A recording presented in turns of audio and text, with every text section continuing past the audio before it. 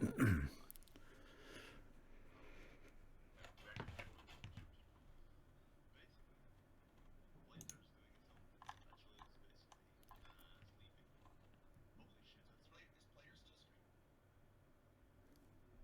guys and girls, we're here on the live stream then.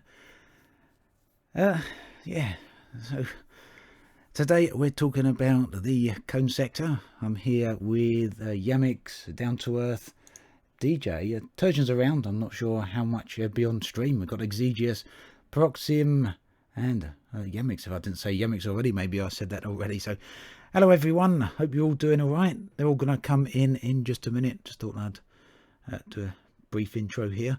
I'm on the Gnosis. I'm going to have a bit of a fly around and see what's going on. Hello there, Vinny Bo. Hello there, Spidey.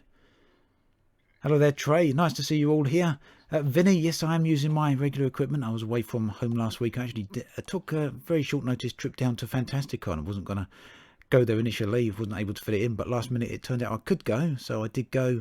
And, well, I ended up staying down there for the whole week. Not that Fantasticon lasted that long, but I took a bit of a break down there for a week. So I didn't have brilliant equipment. Had my laptop and a little USB mic. So that was why the sound equipment wasn't so good. But we're all back to normal now.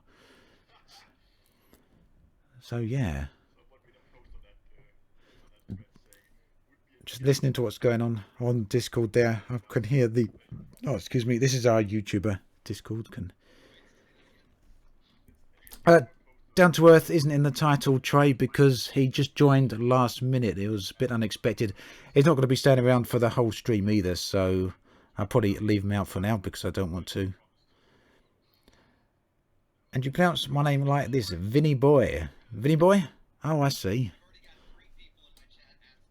Well, hey there, Vinny Boy. And we got another thing to talk about today, which is the mission board changes. That's coming in a little bit later on, so there we go.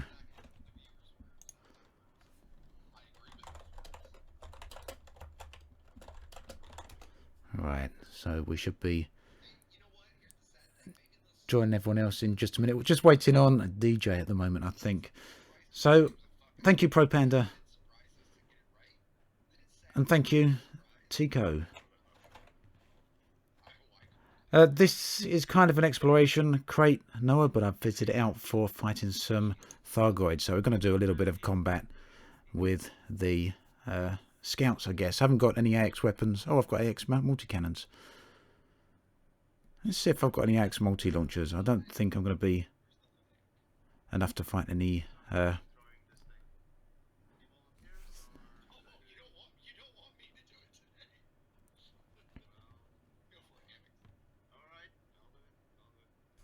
Right, sorry for a bit of quiet there, just listening to everyone else. Hello there, Stuart.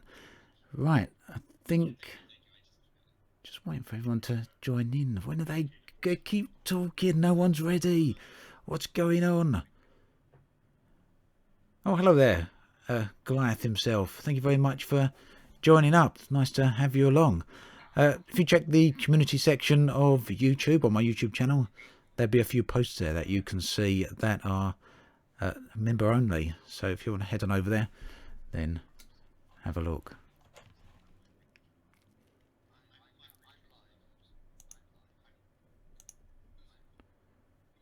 Okay, right. Just going to go quiet for a few minutes here. I'll be right back when everyone else is ready. I'll be back in just a second.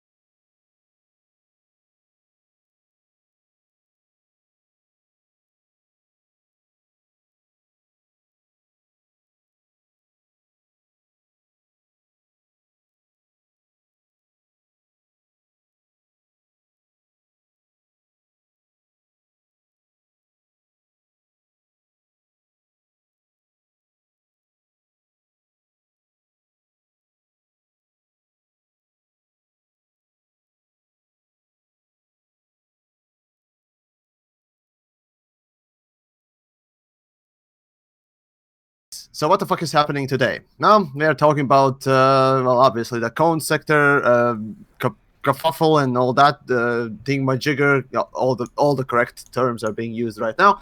So we're probably gonna poke on that, a few other little things that just recently came out, just a couple of, I think, minutes ago, something like that as well. We're gonna mention that, and of course we're gonna give our hot takes and all the other things, because, well, what else there is to say or do for Elite right now? Because I don't know.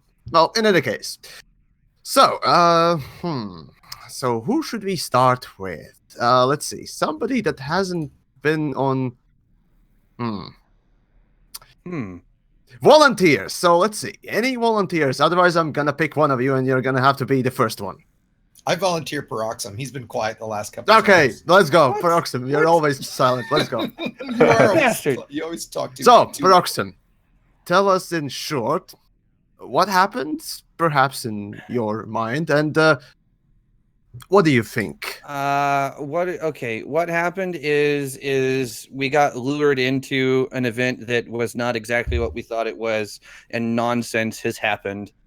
And they have completely emasculated an enemy that was supposed to be ruthless and given them the intellectual capacity of an onion, and it pisses me off. A magpie, I'd say, but okay.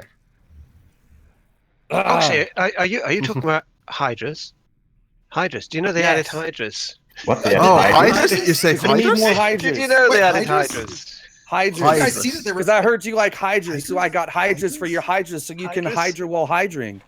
Yeah, those. Hydra all those fucking hydras. Those things. Yeah. Oh, ye gods. Yeah. I have Right. no words. Okay. So, so Paroxsym, explain. Well, I would say, I think for maybe some of my viewers that aren't getting it, explain what you mean by emasculating the Thargoids. Okay, so here's basically what's happened. The Galnet article that came out yesterday basically was saying that commanders lured the Thargoids away from the Gnosis megaship by dropping Meta alloys. Well, at first it seems innocent enough, but then when you sit here and think about it, you go, wait a minute. So they're basically just stray dogs chasing after kibbles. Like you can just stand out in the middle of a field and shake the freaking kibbles bag, and here they come. Like, they don't have any intellectual capacity whatsoever if that's exactly what they're doing, or they don't have rational thought, either one, which in that case, like, how in the blazes did they ever get like hyperspace technology? Like, how did that happen? Like, this thing that they have could not possibly happen. Yeah, they're not just bears out in the woods. Right.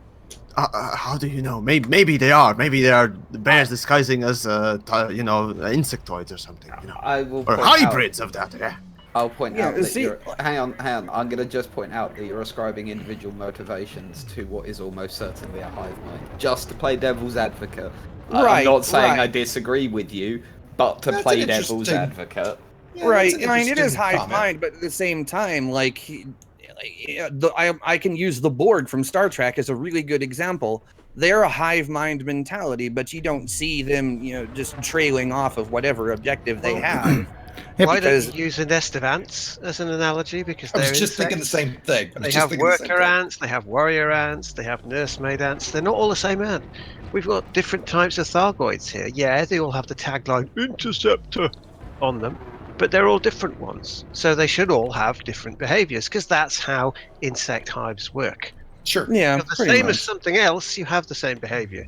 If you're different, it's because you have a different behavior. That's how insects work.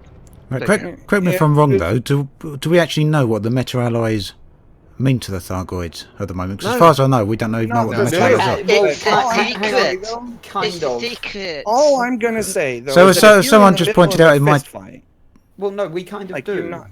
But just Like- someone's commented in my chat, the meta-alloys could be their babies.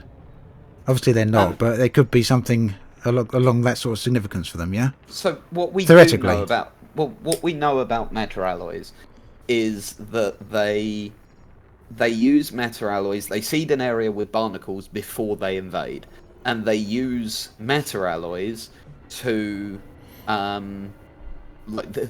something about meta-alloys means they can invade an area. My personal belief before everything came out was that they were actually using it as a cure to the mycoid virus. That doesn't seem to be true because they've been doing it longer than we infected them with the mycoid virus. They did the same thing to the Guardians. They seeded the Guardian territory with barnacles before they invaded it. They've done the same to us, and apparently they do that tens, if not hundreds of thousands of years in advance of moving into an area. So it is obviously something that's very intrinsic to their entire life process. However, beyond that, what does it do? What do they do it? What does it do when they get it? What they do with it once they get their hands on it? We don't know. We just don't. Well, I'm just going to say I'm a fat motherfucker. don't Bacon know. is intrinsic to my life process, but if someone dangles a strip of bacon in front of my nose in the middle of a fist fight, I don't go chasing it. Well, Hey see, guys, my I'm gonna- objection is... Guys, let me interrupt Max. real quick just to let everybody know, because I'm getting a couple comments on my stream. Yamiks is PC. Yamiks just lost power. He doesn't know if he's going to be back or not. I just want to make sure everybody knows that. If he does come back, obviously you guys will hear him here. You can jump to my stream, Ant's stream. Who else is actually streaming right now? DJ, you're on Twitch, is that right? I am And indeed. Paroxsym streaming. So most of us Yes. are streaming. Obviously, if you're chatting with me, you're on my stream, but we know Yamiks is down. We're chatting with him a little bit in Discord. Hopefully we get him back soon. So just, sorry guys, I just wanted to make sure Perfect everybody timing. knew I'm that. glad you let everyone know, though. There's a couple of Yeah, people well- asking over here as well. Yep. I knew that was going to be the case. Everywhere. Yes, yeah. I mean, Feels bad. sticking with the subject of matter-alloys Yeah, there. So someone back to here's talking about it. Trey Harris in my chat here is saying if they associate matter-alloys with food for young, like bees finding food for their young, then that could potentially make sense why they might drop everything and run for that. There are And I- certain- you know, there are I- plenty. Oh, go. Well, I was going to say back to the ant thing that I think Scorpius was saying. If you think about again, the hive mind, if they are, and by the way, I agree with Paroxsym that this is stupid from a narrative point of view. But if I'm playing devil's advocate like DJ, maybe you could say that one ant would go, ooh, sugar, and he'd go off that way and grab the sugar, while the other ants continued on, doing what they were supposed to do. What bothered me about it was that the Pilots Federation, or did they say in the release that commanders did this? Well, only we're commanders, and there were no commanders that did this. This is Well, something basically, because they released the article 6 hours before the commanders even knew it was going to happen, so we couldn't have done it 6 hours in the future. Well, could we? exactly. And DJ, I don't know if you can do anything with your mic. I'm getting people in for me too. I'm having a hard time hearing you, and people on my stream are saying the same. Just again, sorry. Okay, Housekeeping. yeah, 1 second. You should be able to turn I did. him up a I little did. bit. I Is did that turn better? him up, but No, much I've better. got a hardware mixer. I just literally turned myself up as Thank you, thank you. That's Yep, so one thing that I'm gonna sort of make sure that I'll put this out there at the beginning. I think I'm gonna spend most of tonight playing devil's advocate. Please be gentle with me. Hey, Pretty I'm good with please. We'll bring lube. Yeah, please do. that. I heard you about something, DJ. I'm aware that I'm not representing the majority view tonight. Let's put it that way. But the thing that I would like to know from everyone, I have a very honest question. Would it have made a difference to people had that Galnet article not leaked early? Because for me, and I'm only talking for me here, that is the thing that bugs the shit out of me. It really, really annoyed me. That was where they fumbled the ball and where it ruined everything for me, because I went to bed knowing what was going to happen the next day. All of the surprise was gone, all of the suspense was gone, and that was what, for me, robbed the event of being special. Now, I know that isn't the general view. I'm not saying it is, but I am interested to know how much of a difference it would have made to people had that article not leaked early and the surprise had been kept. Can I ask you why that bothered you? Yeah, Just go on. could does that you bother explain, DJ, why that It annoyed because you? it spoiled everything. Because I knew exactly what system I was going to be in. Right. I knew that it hadn't made it. I knew that I knew the outcome before the event. Yeah. Okay, All of this. It's like watching a football match when you know the result. It's not as special. Yeah. And so, some of the magic, to use a silly word, but some of the magic was taken from it.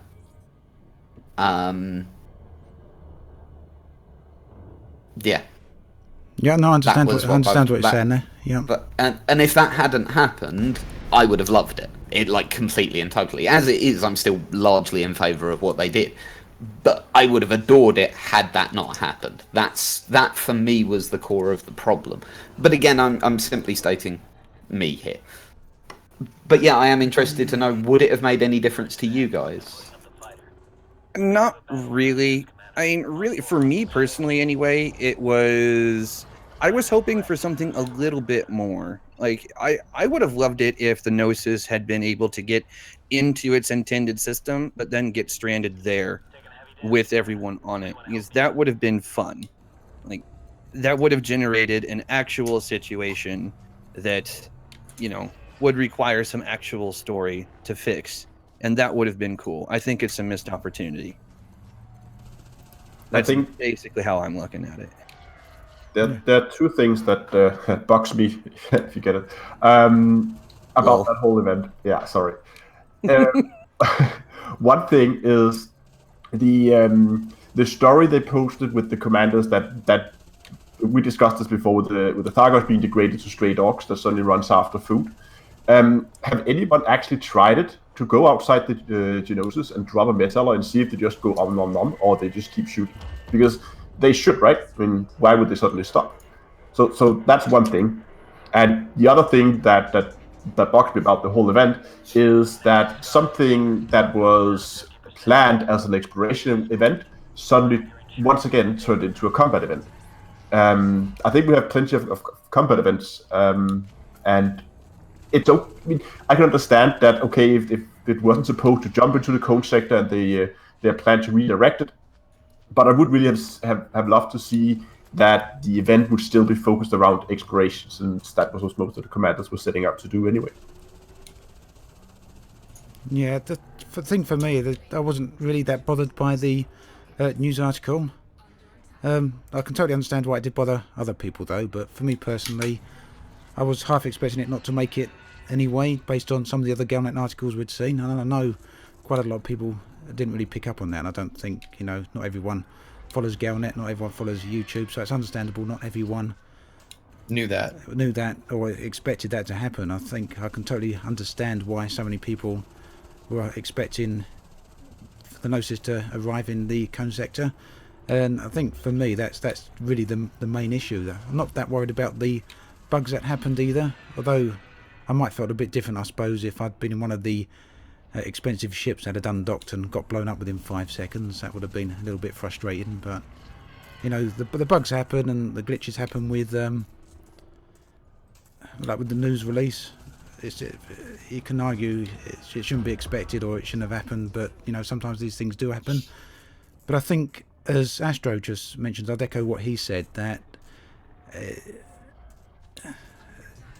with the fact that so many people were encouraged, come out here, we're going to the cone sector and it's an unexplored area of space, it's a permit locked area, so of course everyone goes along with exploration ships, expecting it to be an exploration expedition or exploration based, whatever's going to happen there.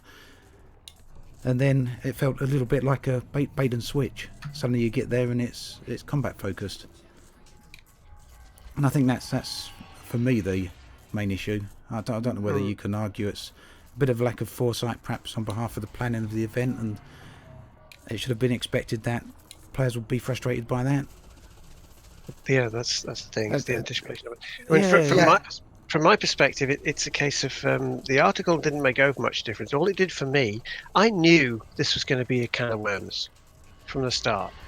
All it did, the article, was it put a label on that can of worms before I opened it, so that I knew roughly what was going to be in it when I opened it. Because I knew there was going to be something going on here. I'd hoped that there was going to be something inventive, like perhaps something like a lost human long-range ship from Lore who'd got out that far, and there was some logs to find, a bit more of a mystery out there in the middle of nowhere. Special thing that only people on the Gnosis would have seen out in the middle of nowhere. But no. Instead we're treated to this situation where Canon were told one thing and something else was delivered. Or if not necessarily something else was delivered, then something obscure and deliberately obtuse in the language that was used to frame what was going to happen. And that is, it's not nice. It's just not nice. It's disappointing is what it comes down to. You know how when your kid does something bad and you go, I'm not angry, I'm disappointed. That's what this whole thing feels like to me. Yeah, as I kind of hear everybody talk about it, the one thing that I hear, and I've heard this a lot from people, and it's what I said, you just nailed it on the head for me, that it's just sad. And isn't it such a shame that every time there's an event like this, we expect it to go wrong? That we're almost never, and maybe never, I don't know that I can think of an example where we were pleasantly surprised by something, right? Where something was posted that, or something was changed, or something was different, or something that made us all go, wow, holy crap, that's awesome. Can you believe they did this? It's always, wow, holy crap, can you believe they did this? Right? It's rarely the former, and it's rarely the latter. It's almost always the former, right? For me, yeah, the Galnet article definitely was part of the bummer, right? I think it was what everybody else has said. It was sold originally as a expedition, as a, wow, we're getting to go to a new unknown place. I remember somebody early on saying, oh, maybe there's going to be a Thargoid hive ship there. Well, I didn't even remotely expect that, right? Yeah. But the idea that we'd get to go somewhere new and tag a few new systems and some new exploration stuff, which the game sorely needs, right? And then, honestly, I kind of stopped following it a little bit. So when kind of all these warnings and stuff happened kind of after the fact, after I was already sold and had spent my time and effort to get out there, get a ship ready and all that kind of stuff, the game was changed. Maybe shame on me for not continuing to follow that. I don't think so, because nothing in the game told me any of that. Why do I have to continually follow all these external sources? And then I think the biggest kick in the nuts for me, and we haven't necessarily gotten to this because this is after it all happened, is to then learn that it was never going to be allowed.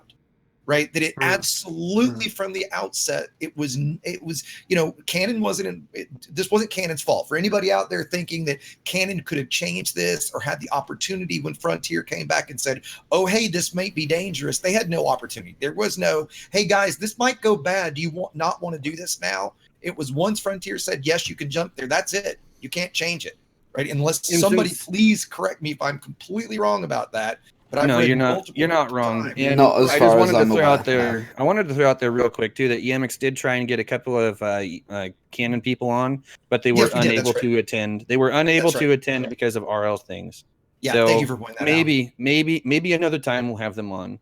Yeah. So the point being, again, just to quickly finish here, is that, to then find out later that the entire thing was a complete bait and switch. It was a complete troll.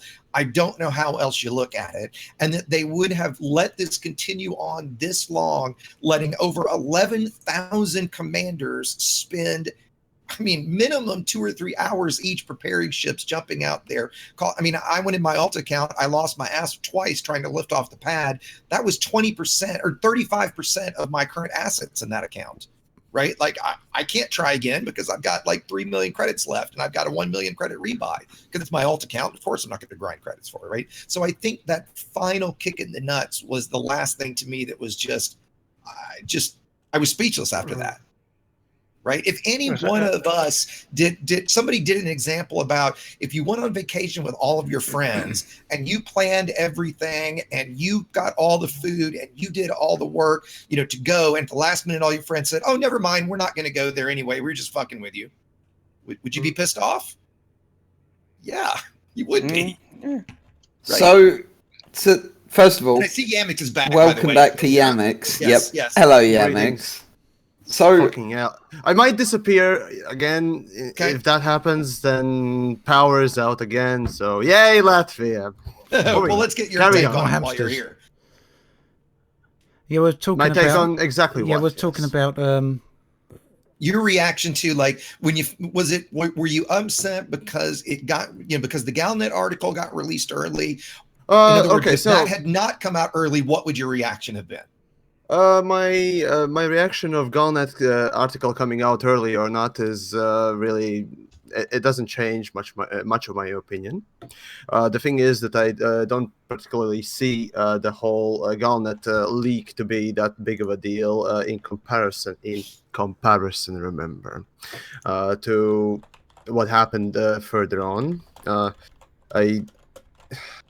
What pisses me off the most in people oftentimes is the fact that they can, and they have shown in the past that they can put in effort, they can create something interesting, or just do the work that they are supposed to do, and don't do it because reasons X, Y, and Z. And in this case, it was very clearly that. I'm tremendously disappointed. Again, this is the instance where instead of being angry, which I am in some ways, I'm just purely disappointed. Yeah, completely agree. I think was it Ascorbius that just said, or Turgeon that just said, it's just like when your kids, do something bad or wrong, you're disappointed in them, which in a lot of ways, when it's something you care about, is far, far worse than being mad. It is, yeah, it is. It's definitely one of those situations. When they still haven't fixed this bug.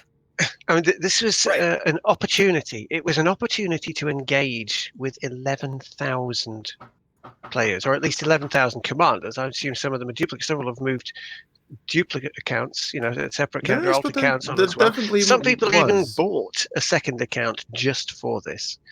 And they head out there expecting something. And as I've said before on Playtest Stream, yeah, you got something new, didn't you? Yeah, you got Hydras because you added Hydras. And people go out there in exploration ships. The only time that you see this many commanders doing anything in Elite at one time is because it's an exploration mission. That's pretty much a given. The only time you get this many people going on one thing, it's for exploration. And you go, I know, let's bombard them with our newest, greatest asset, Hydras. It shows a misunderstanding of the player base who went out on this adventure. I'll put it that way. So, can I jump in very briefly and go, I represent the minority of people who, as I say, the thing that got me was the Galnet article. I represent the minority of people to whom their response to the Gnosis thing has been neat. I like it. I like that Frontier have, instead of just saying, no, you can't jump there, they've decided to try and create something around it. Now, it's been blown wildly out of proportion, and it's obviously not gone down the way they wanted it to.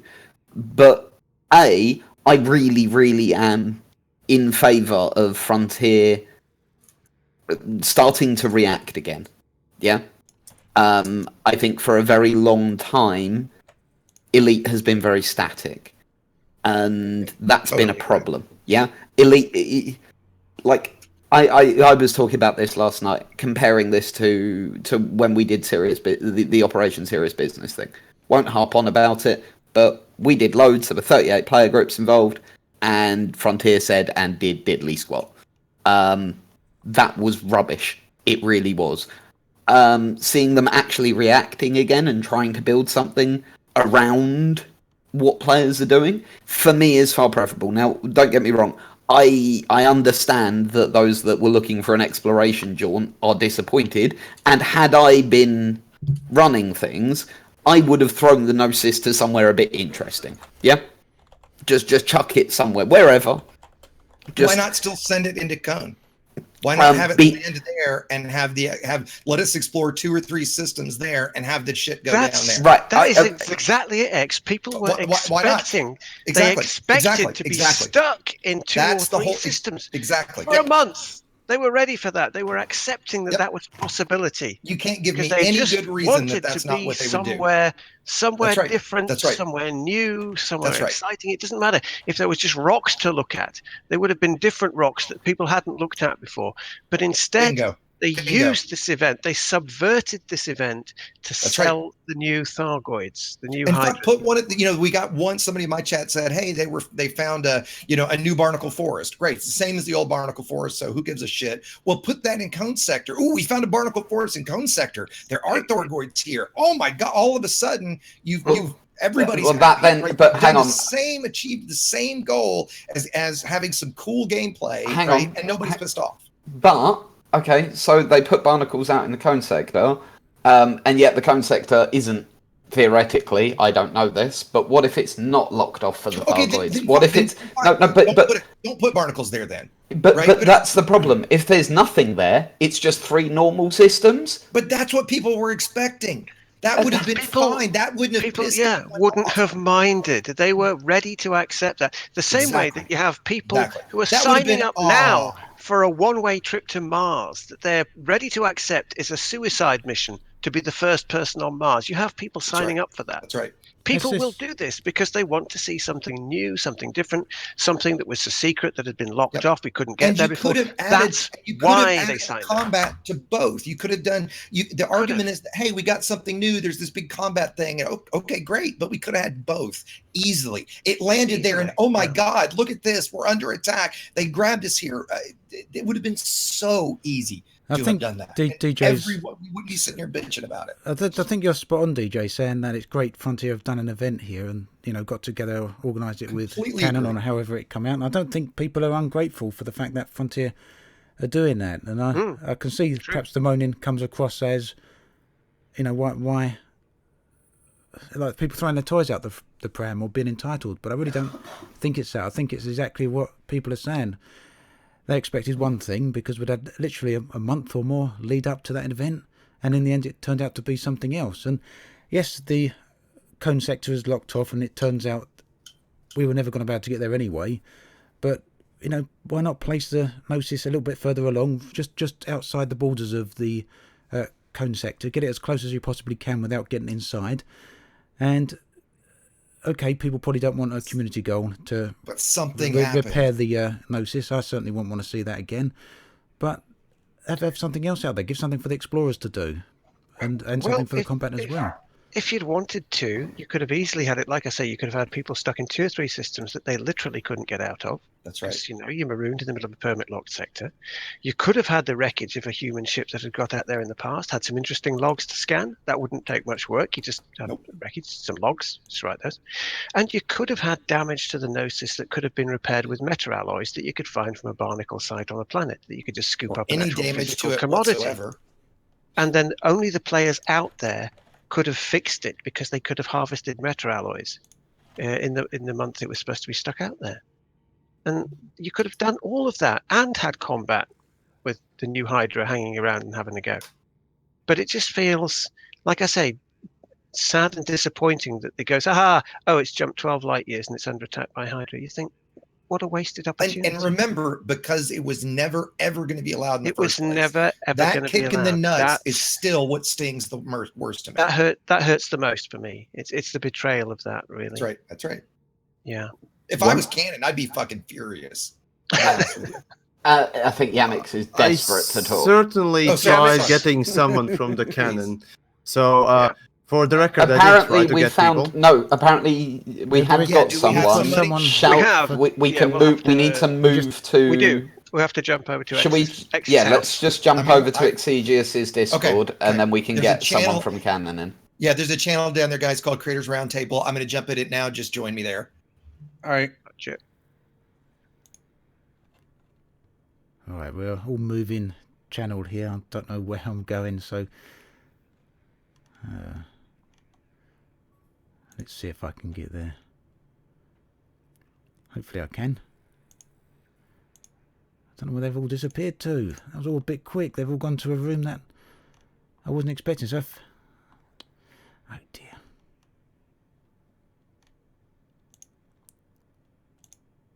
All right, give me a minute. Hopefully I'll be right back.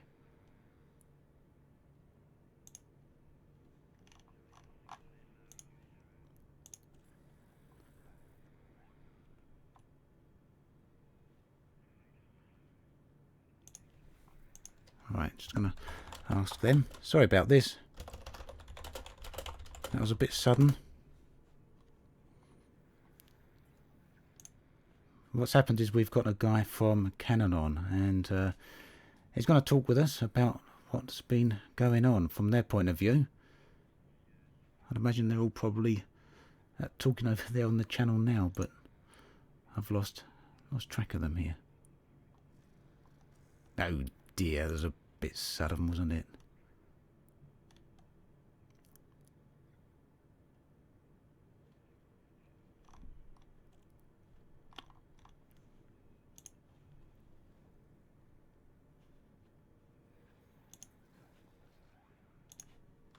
Alright, he's going to link it.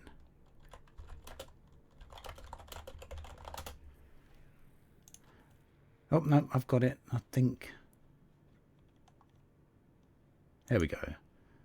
I'm here. Why not? God. Okay, there you go. I got There lost. you go. Great. And I got no lost in problem, bag, no I problem. would. that's what you Dear get when oh you dear. don't listen.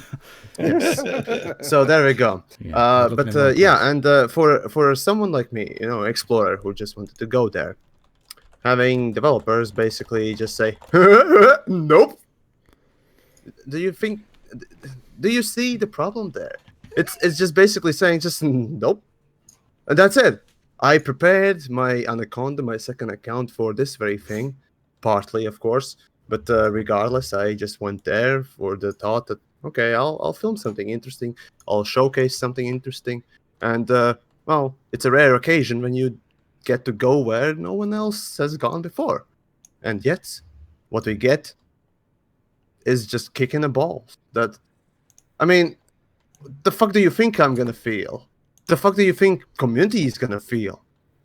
Right? And the lazy write-ups that you call narrative being presented as both the warning and the explanation? Fuck no. No. How about you go back to writing school and learn to write some fucking narrative, okay? That's all I'm gonna fucking say. At least for now. I have very few comments just before because I need to leave here in about 5 minutes. But just to use the analogy that was used before, with you have people preparing to go to Mars, being the first people to ever go there, and then what basically happened was the party, they got a rifle in their hand and said, now we're going to war zone. But even if you were okay with that, I think another thing that really disappointed me was that we once again got something that have seemed to received no, or at least very little in terms of quality control. I mean, people showed up and they got fines and got bounties every time they fired their weapons because they were inside the fire zone. That's another good story. That's a great And story. I'll get into it. The Dinosaurs were shooting down people's remote release flags so they couldn't take care of the swarms. I didn't hear that. Sorry. Then there's the whole problem with solo players being put into open when people logged into solo. And there's also been some quite severe instancing issues, meaning that a lot of the Thargoids would not be rendered in the game. They would be there, they would shoot you, and they would kill you, but you could not see them, you could not target them. I've had several people on my Discord who've been forced to flee the scene because they were being destroyed by invisible Thargoids. I think that's just pretty much sums it up, and that the whole situation with Frontier in general right now, that I would really wish they would spend a little bit more than 5 seconds on their quality control. I don't know how much they're doing, but at least it's not enough. It's not even close. Crusader. Yeah. Well, you know, I get that they've put new content in. We all love new content. That's the thing. It's a given. We all love new content. I get that they want to push that new content because they're proud of it and they've put it in the game. But to take something like this, where players have been expecting one thing and then just use it to push the new content for that because that's what's on your agenda, that's not the way to do it, really. You know, because instead of making people happy with the new content, you just end up with a load of pissed off people. And just as I just dragged him in here, I want you to introduce Mahaffey, or let someone introduce him that knows Mahaffey, but I just brought him into the channel, so I wanted to make sure he got in. Yeah, he just gave me a message offering to talk to us about Canon's perspective on this. Yeah, Mahaffey, could you introduce yourself? I've spoken to Mahaffey before now, but hopefully he can tell us everything about that. Tell us who you are with Canon. Thanks for coming along. Yeah. Yeah, no problem, guys. So my name is Commander D. Mahaffey, or just DM for short. I'm the head of research and development for Canon. Great. Not technically part of the higher up leadership, but I am part of leadership, so I At can least try someone. and answer your question. Works Fantastic. for me. And so, I think, I don't know where you've heard the conversation here, DM, but basically, we're obviously talking about the shit that happened yesterday. One of the comments I made early on that I think I would like you to clarify was that once you guys requested the Frontier to make the jump, while you guys might have been warned or might have been told whatever, from the point that they said yes, anything after that, did you have any option to change your mind? Could you wanted to? Could Canon have said, oh, no, wait a minute. We're hearing a bunch of bad stuff. We want to stop this jump. Was it at all Canon's decision after the original request? So I'll give a little information into how we operate the Gnosis. Great. We were given the Gnosis, and Frontier basically said, okay, you can plan out your routes. You can submit the spreadsheet to us. When we approve it, that's set in stone. Explicitly in the rules of that spreadsheet is we're to define the routes that we need to take to a maximum of, I think, is like 500 light years for each jump, and then after that, as soon as it's been approved, that's a done deal. They're not changing it for any reason. Okay, great. That's exactly what I said and what I thought, because I know at first Pretty much you guys were getting a whole lot of blame. And I wanted to be clear from my side, at least. It seems that certainly I don't think you guys warrant any of the blame for any of the negativity that happened. No, actually, they gained my gratitude for actually finding the cone sector that was not unlocked. Yeah, agreed. Was trying to create was this. Not locked. There we go. That's what they do. I I'll found be that honest. extremely awesome. Thank you. The suggestion to go into the cone wasn't even a suggestion made by Canon leadership. It was suggestions from our pilots basically saying, hey, we found this spot. Can we go there with the Gnosis since we can't make it with the ships? Sure. We had no clue what we were going to hit when we got there. It was just, the Gnosis isn't doing anything. Why not? Let's go throw it at the cone sector. It was a wonderful idea, and once more, thank you, at least from me. Yeah, and so all the stuff that came up with warnings, all that came up after you guys were told, yes, you can go there. Is that right? Did they ever come back and say, well, we can send you there, but... I mean, that is something that only goes through one of our specific leadership members, so I don't know what was said to him directly. Fair enough. The comments from him... sorry. That's good. The comments from him were basically is when we submit our proposal on a route, it's basically a simple yes or no. They said yes. They didn't give us any more information on other than that, and that was the end of it. We just assumed we were going to the cone. Sure. Later on, we find out during the patch, and I mean, our leadership channels blew up as soon as the patch came out, and suddenly the cone sector's permit locked. I would imagine. Oh, so essentially you didn't get any warning in advance aside from... Nothing. Essentially, when the Galnet article came out, then you were warned, quote unquote. Yeah, I mean, Okay, as far as I know, with what I see in our leadership channels, none of us were warned. Well, and to clarify Understood. that, Yamiks, I think what I would see that as, they were quote unquote warned in that when Chapter 3 went live, all of a sudden, without Frontier telling anybody, wasn't in the patch notes, that a whole bunch of the cone sectors, say for, if I'm right, 3 systems, got permit locked. That wasn't permit locked before 3.2 went live. So when that went live, it was like, okay, wait a minute, what the hell just happened? But the jump had already been planned at that point and was approved, so it couldn't be changed. So that was the first inkling of, wait a minute, something's changing, something's going on. Then, if I'm right, after that, it started being the warnings, it kind of in game and stuff about from the Pilots Federation. Is that right, DM? Yeah, more or less. That's probably pretty close to it. Yeah. There's something else here as well, DM. We've got a comment in chat there saying, have they ever said no to a Gnosis jump request? And my follow-up thing to that is, have Canon ever sort of gone up to them before and said, hey, can we do something? And they've just turned around flat and said, no, you can't, because we don't want that.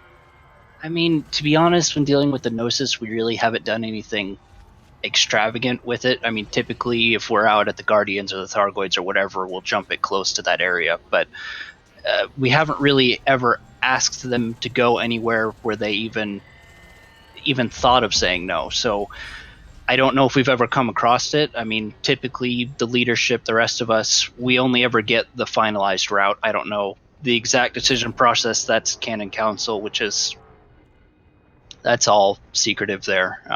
They go about deciding the route between themselves. It's a giant vote thing that they go through.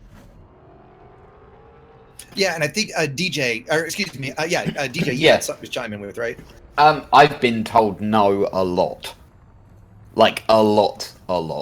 Yeah, there have been a lot of things that I've gone to Frontier and gone. That's what I suspected. I mean, this is the thing. I mean, Zach said in a post on the forums, we could have just said no, and that would, in the past, we've said no and got negative response. Well, my reaction to that would be, look at this negative response. I was about to say that. Negative response you would have got if you just said no, you can't jump there. We wouldn't be sitting here having this conversation. That's right. Well, no. People would have gone, oh, that's a pity, it's unfortunate, and moved on to something else. Okay. So what he was referring to in that was when there was a CG that I think got UA bombed. My memory's fuzzy on it, but I think that was the case. And they hand of Godded it. That was what he was referring to about that. They saw this in the same regard as doing that, yeah? Just saying no because they fucked up, basically. They saw in the same lie as just hand of Godding a CG so that it wasn't UA bombed anymore. And we as a community went nuts when they did that. And that's why instead of just being like, oh, we fucked up, no, they were like, okay, well, let's try and do something fun with it. Now, admittedly, like you guys have said, it has gone wrong, but they don't like saying no. Yeah, they would rather try and do something like Well, the irony is, that is exactly what they have done. Because there was no way this ship was ever going to get there. They locked it off the same as if they had said no. Yes, exactly but they tried to create outcome. What they did out of was it. they subverted something that was already in place that people were enthusiastic about and changed the direction of it so they could sell the new Thargoids. I think that's what annoys me the most. They took advantage of community goodwill to sell new content that they didn't need to sell because we were already enthusiastic about it. That's the point. We like the new Hydras. We wanted to see them. We didn't need to be Hydras? Hydras, yes. Hydras? We get Hydras? Hydras? Hydras, bro? You know?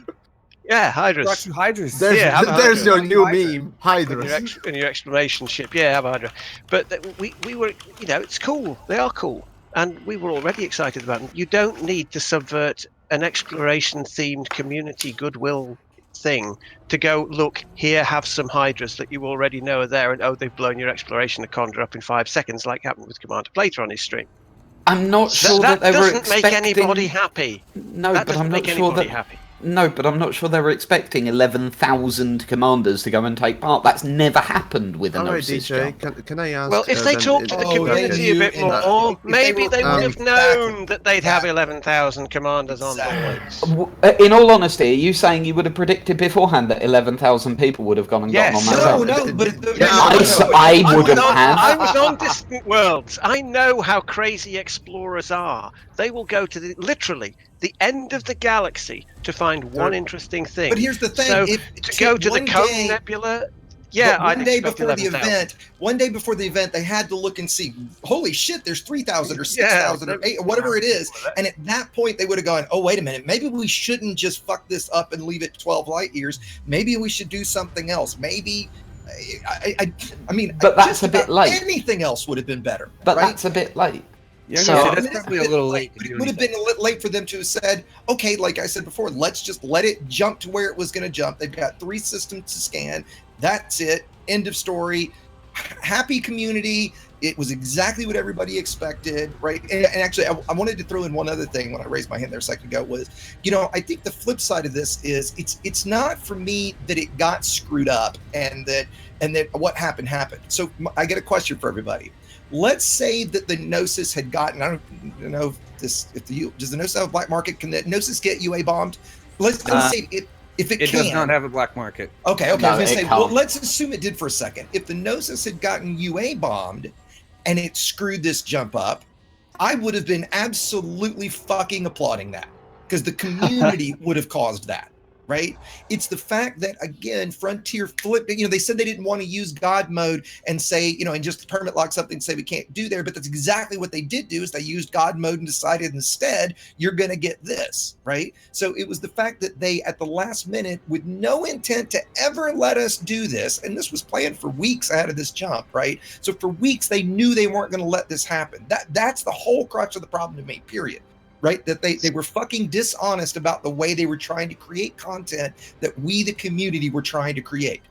The problem I see here, though, is I will applaud FDev at least trying to... I agree with, trying to do something.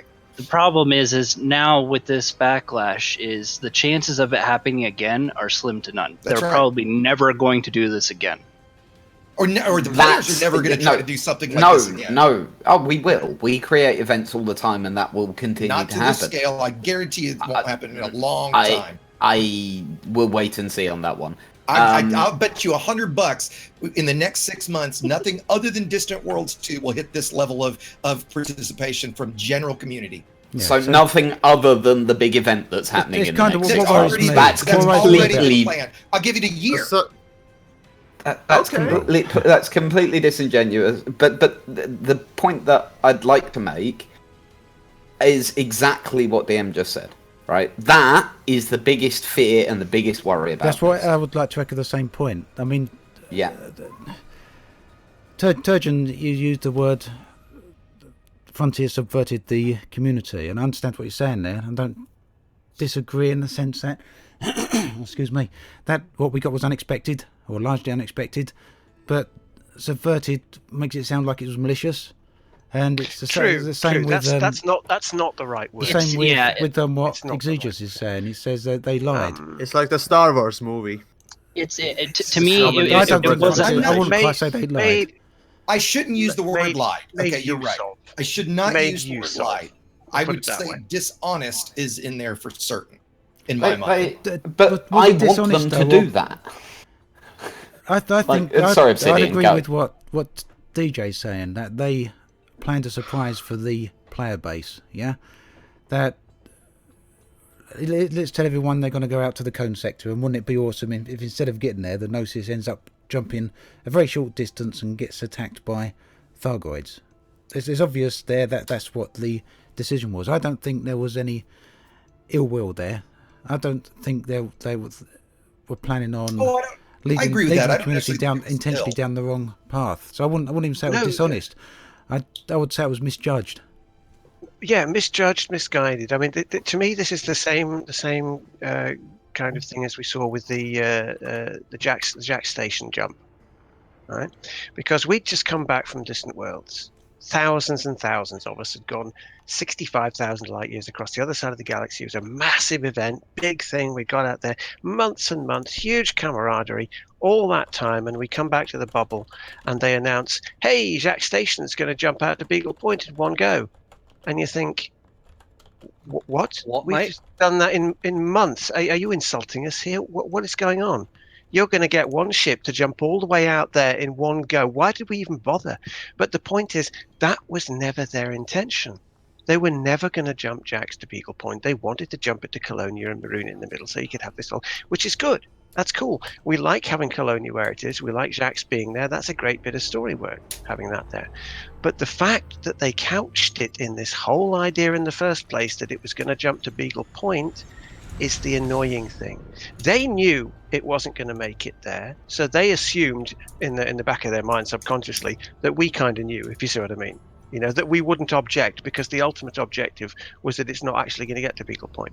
They missed the fact that it outraged us that it was said that it was going to jump there at all. That's the point I'm making here. That's what I mean. Not by subverting to promote the Hydra content thing, but it's a misguided interpretation that we wouldn't mind if something like this that was billed as one thing turned out to be something else. And every time this has happened, and there are several more examples that I'm not going to bother listing in the history of the game, that something like this has happened, there's always been an outcry, and it's always been the same one. You promised us one thing, you gave us something else. and it keeps on happening. Well, and the And last thing until I there's want to some point out Okay, is see, hang on, going Richard. on, it's hang going on. to Joining keep on happening. Yamiks, I think has got something to Yamiks has say. been Yeah. trying. Yeah, I was about to say Yeah, Yamiks has been yeah, trying to yeah, get in for cunts. ages. Go, mate, go. You know, sometimes it's nice to give others a word as well, but no, I'm being just salty right now. Right. Not that No, you'll seriously never do though, I'll continue on about the same thing that Turgeon went there. So basically, Frontier did go on, and okay, now saying no is annoying. Yes, I completely get it. I get told no quite a lot when it comes down to all sorts of things.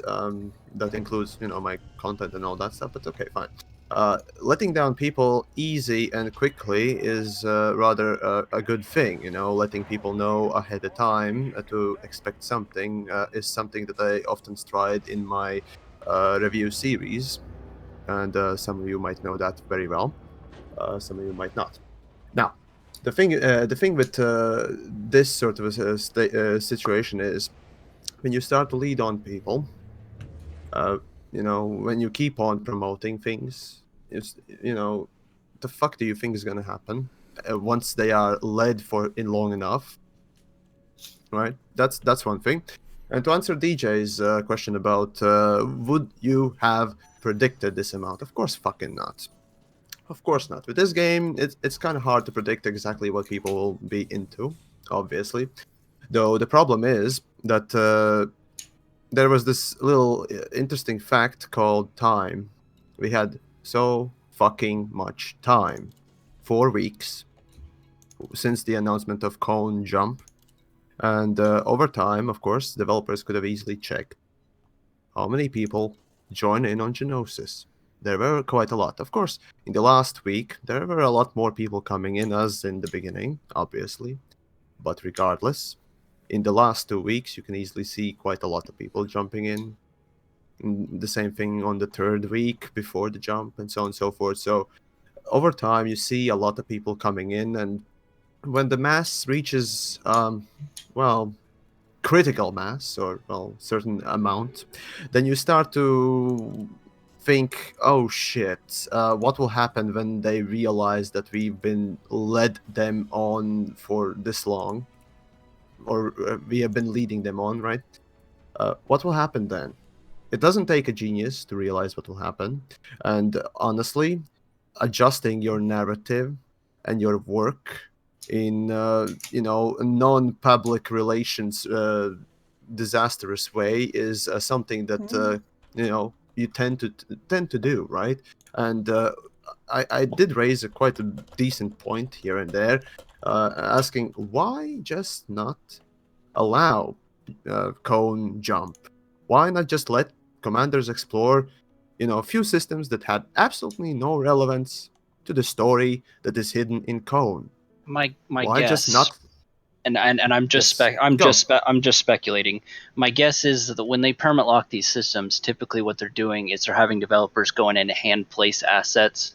They're moving Yeah, that's what level designers tend to do, but that's Yeah. being done on the test server internally. When you Yeah. push something on the live, I mean, I don't expect this to be the only version of the game, and it can't be. It would be No. stupid. It's Pushing not. future content ahead of time is a thing that you tend to do, yes, in development, but you tend not to do half-assed maps and stuff like that. That is left on the test server if you are fucking competent.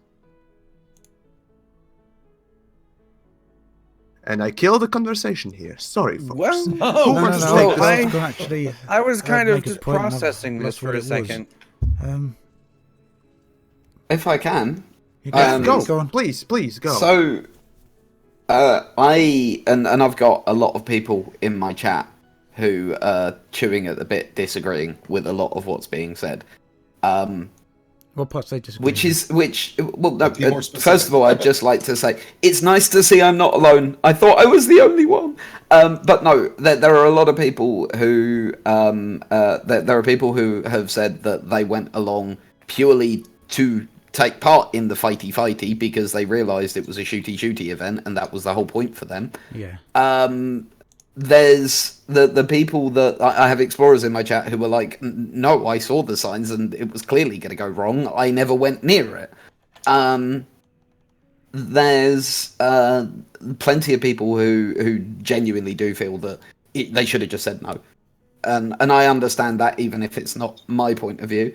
And there's a lot of people who essentially really do feel that people like. I'm sorry. I'm covering. I was asked what. You're just mentioning a lot of people. Okay, I'm sorry. I was rather answering the now, question, Yamiks. I'm again. I was I'm answering the question, Yamiks. Sorry. Yeah, chill. I'm just seeding here, people. This is when Yamiks is really fucking pissed off. There you go. I'll stay fucking silent. Sorry. At the core of it, an awful lot of people really want Frontier to do stuff like this in the future. Like Turgeon was saying about, and I know you've said about how the subverting is the wrong word, but whatever word we want to use, yeah? I want Frontier to do that, yeah? I personally, and it's happened to me in the past, I've had events that Frontier have gone, lol, we're going to fuck with you now. And also, we've been dumped into events with no warning whatsoever. The best example of that was we found out we were in a war with the entirety of the Federation when we read it on Galnet. We got no warning of that whatsoever. There's a clip of me going, we're doing fucking what now? And that was us mobilizing and getting out and doing the fight, right? We had no warning of that whatsoever, and it was wonderful.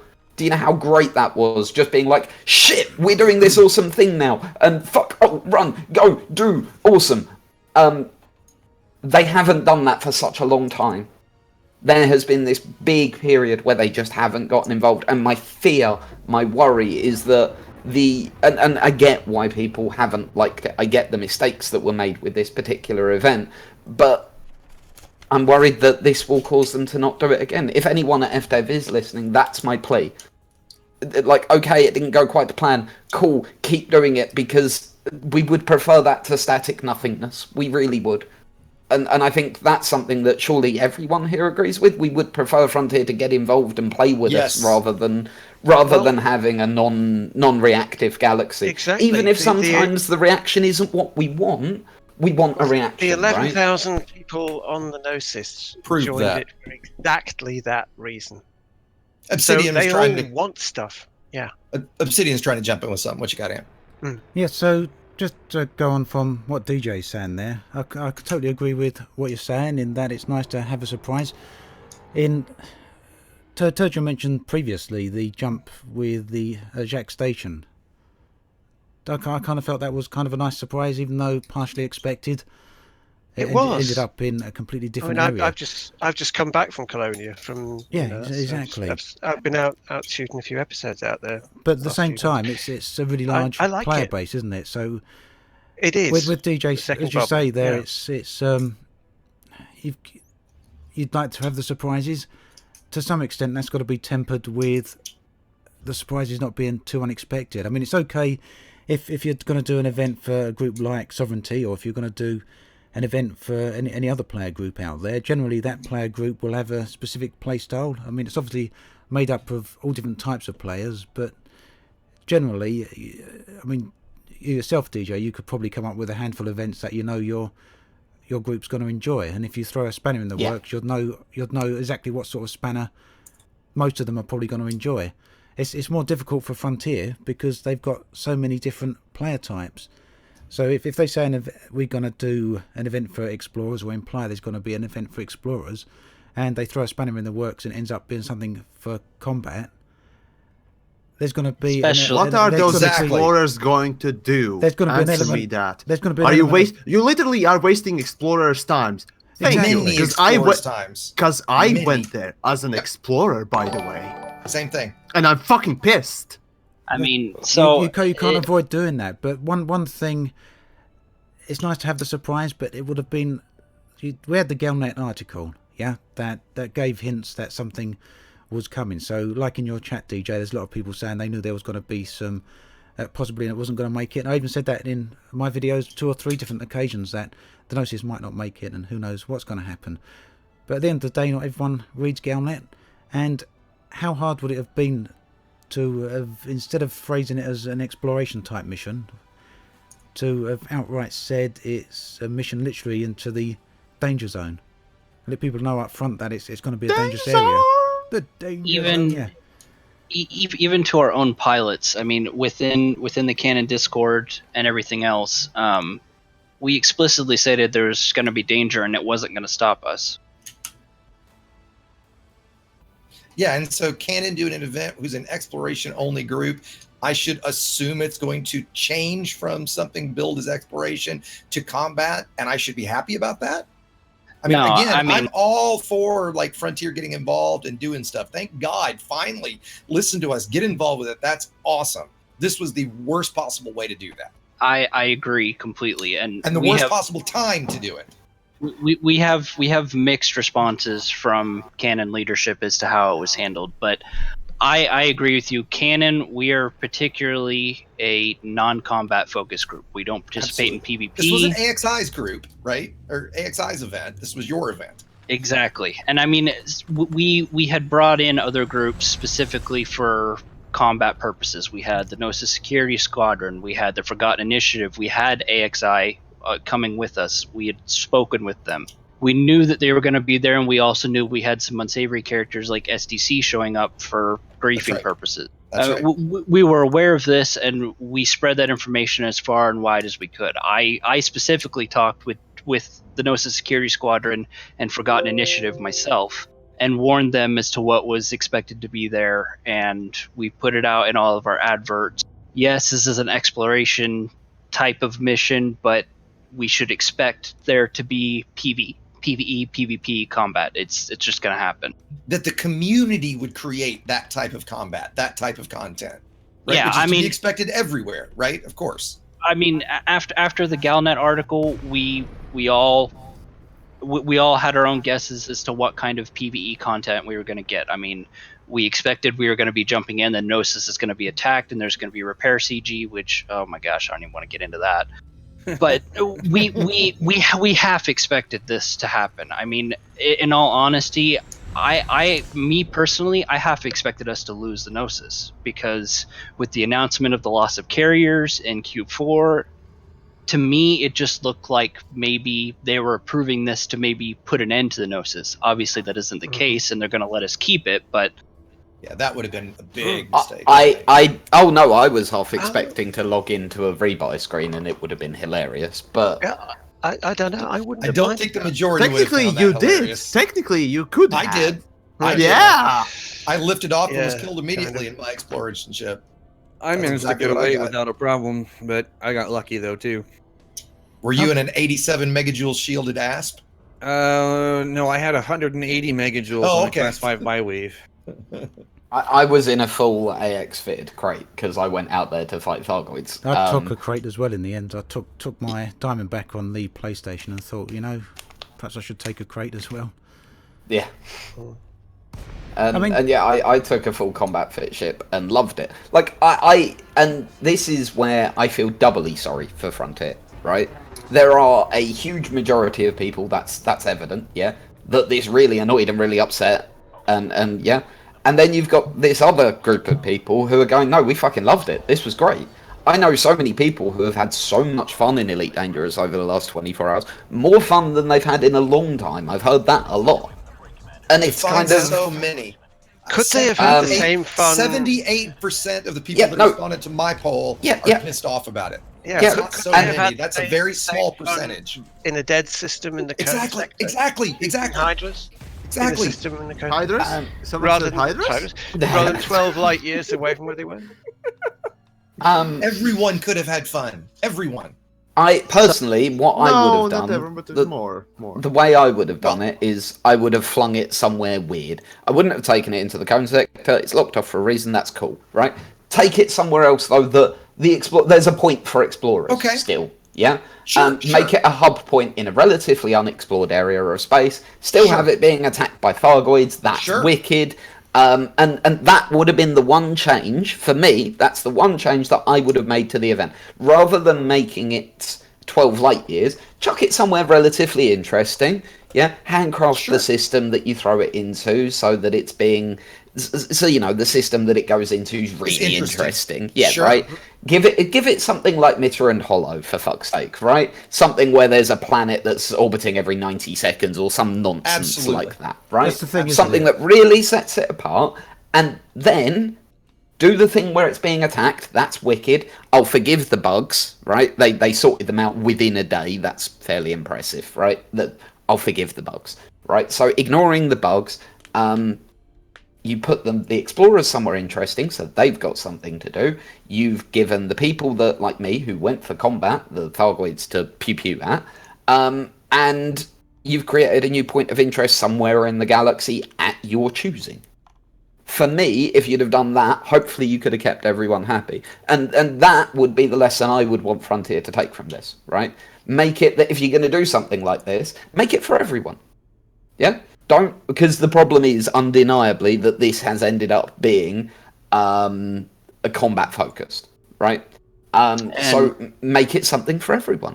And if you do that, hopefully it'll go well. Yeah, I agree. I think that's sometimes one of the that. reasons that so many people really do get frustrated with Elite in general, and sometimes some of the things Frontier do, is that they get so close to doing everything just right, and then at the last minute just make a misstep. Yeah, I mean, in the sense here, it's they put on an event that's obviously people are enjoying, and it's nice to see a mega ship get attacked. It's the first time we've seen a ship that you can actually dock at actually getting attacked in this way. So that's great, and I'd like to see other stations happening with. But it's just wherever it's happening, or what point it's happening at, it's like someone's made a decision somewhere to think, let's throw this curveball, without actually thinking of the full implications or the repercussions of what that might do. I mean, obviously, a percentage of the player base are going to enjoy that, and a lot did, but there's equally a lot of players who have come out there expecting a certain thing. So, by all means, throw the curveball, but still give something for the people that come out there with the original intentions. Yeah. So I think Yamiks. Oh, no, go ahead, DM. I think Yamiks got his hands up after that. But yeah, no, please go ahead. I just want to reiterate too, after hours of talking with our with the canon community too, for the most part, all of us are against what happened. For one, like I said, we're not combat focused. Frontier has pushed canon into doing so with relation to the Guardians and having to have Thargoid tissue samples to even complete the new recent Guardian structures. I mean, for the most part, we're against what happened to the Gnosis. Yeah, and here's the thing. It was your event. Why would anybody have assumed this was going to turn into combat when it was billed as an event for canon? It was set up by canon, an exploration group. So I've got to think, and maybe I'm wrong here, but the majority of ships that went out there, the friends that I know and the people that asked me about it were, hey, what ship should I could take that I would explore in and maybe do some Thargoid combat? Because that was the point, right? So like we've said, the majority of us that did that, like my alt account that's sitting there, is completely stuck at this point. I can't risk taking off because I can't risk losing another rebuy. I've got so little credits. There's nothing for me to do there except hopefully escape and just fly back home.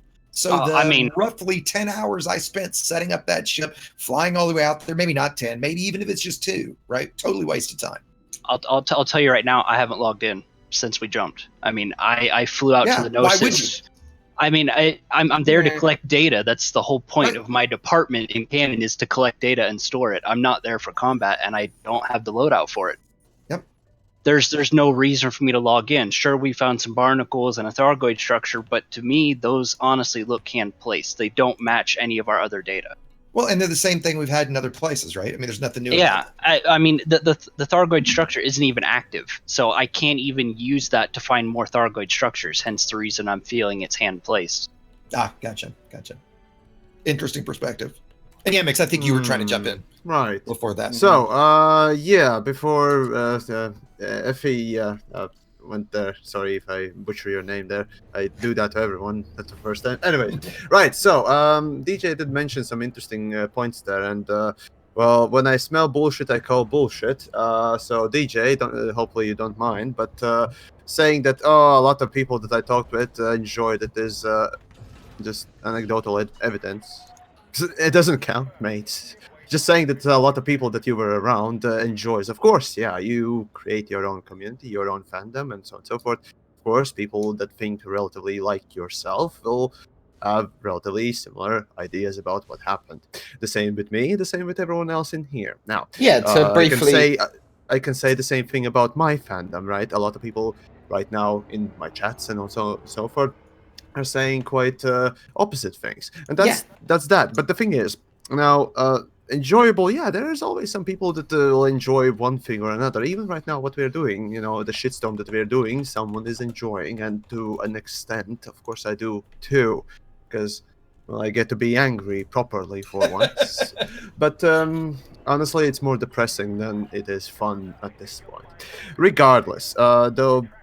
To counterpart that shitting on DJ thing, DJ was right there about the fact that developers could have actually done something to make, well, at least the original idea of the trip happen, like, you know, exploration being the main focus there, happen. Of course, the same thing would be with combat eventually, maybe turn up, I don't know, Targoids maybe later on or something, somewhere.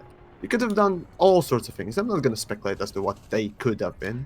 Because coulda, shoulda, woulda, there's Captain Hindsight too. What I personally just wanted was, as I said, travel to Cone Sector and explore and collect data just like our Canon friend here. So, not being able to do that, it's essentially just, leading on. And the problem with this whole event is the fact that they led on, saying earlier on that, sorry, we made a mistake. I would have definitely respected that. I would have definitely respected anyone who said that, oh, I'm in this grand position. Sorry, I made a mistake. That actually makes me raise up and say, good on you. You've done well. You recognize it and you admit it. Now I'm actually trusting you. Next time, developers has to say something about, well, really anything when it comes down to in-game events. I'm just gonna go and say, why should I bother?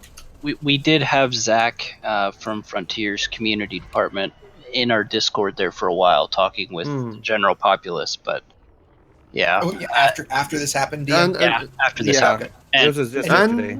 When you say his department, who are we talking about? Paige? It's Zach. Hang on, let me look. Zach Antonacci. Yeah, Zach. It was Zach Zach was in your chat. Zach was in our general chat trying to talk with everyone and basically relay Frontier's side. It was quite unpleasant. It's important. Props to Zach, but not the place or time to really go on. I honestly think that making a public announcement would have been a better thing than just going to this one little community part that was part of that 11,000 players is not the way to do it. I'm sorry, Zach, but just to jump in, it wasn't just statement as well, though, didn't they? I mean, they made a public statement. They did, and it also wasn't just Canon. Hang on, it wasn't just Canon. They were in several streams, including my own. No, that he was in mine wasn't. Too, yes. Yeah, so it's definitely unfair to say he only sampled the Canon community. He was going around talking to as many.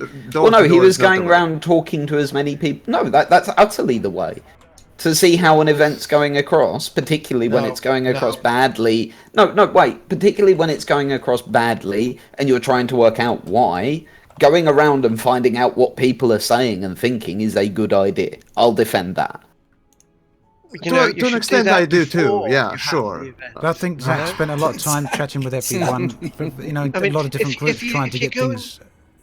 Yeah, but if you go and talk to people beforehand, then you're not going to have to do this damage limitation thing afterwards and scamper about saying, "Well, how did you react? How did you feel? Was it all right for you? Did you like that?" You're not going to have to do that. If you talk to them before, if you're already doing it, then you know what's wrong. Yeah, if you've got a finger on the pulse of the community, you know what's going on. And afterwards, if you turn up in one of these places, they'll go, "Hey, it's that dude. Cheers, dude. Thanks for that great content."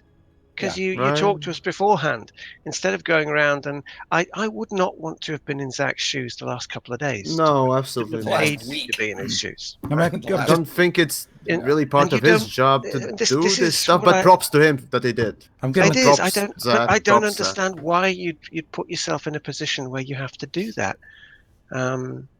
It was I mean, just so avoidable.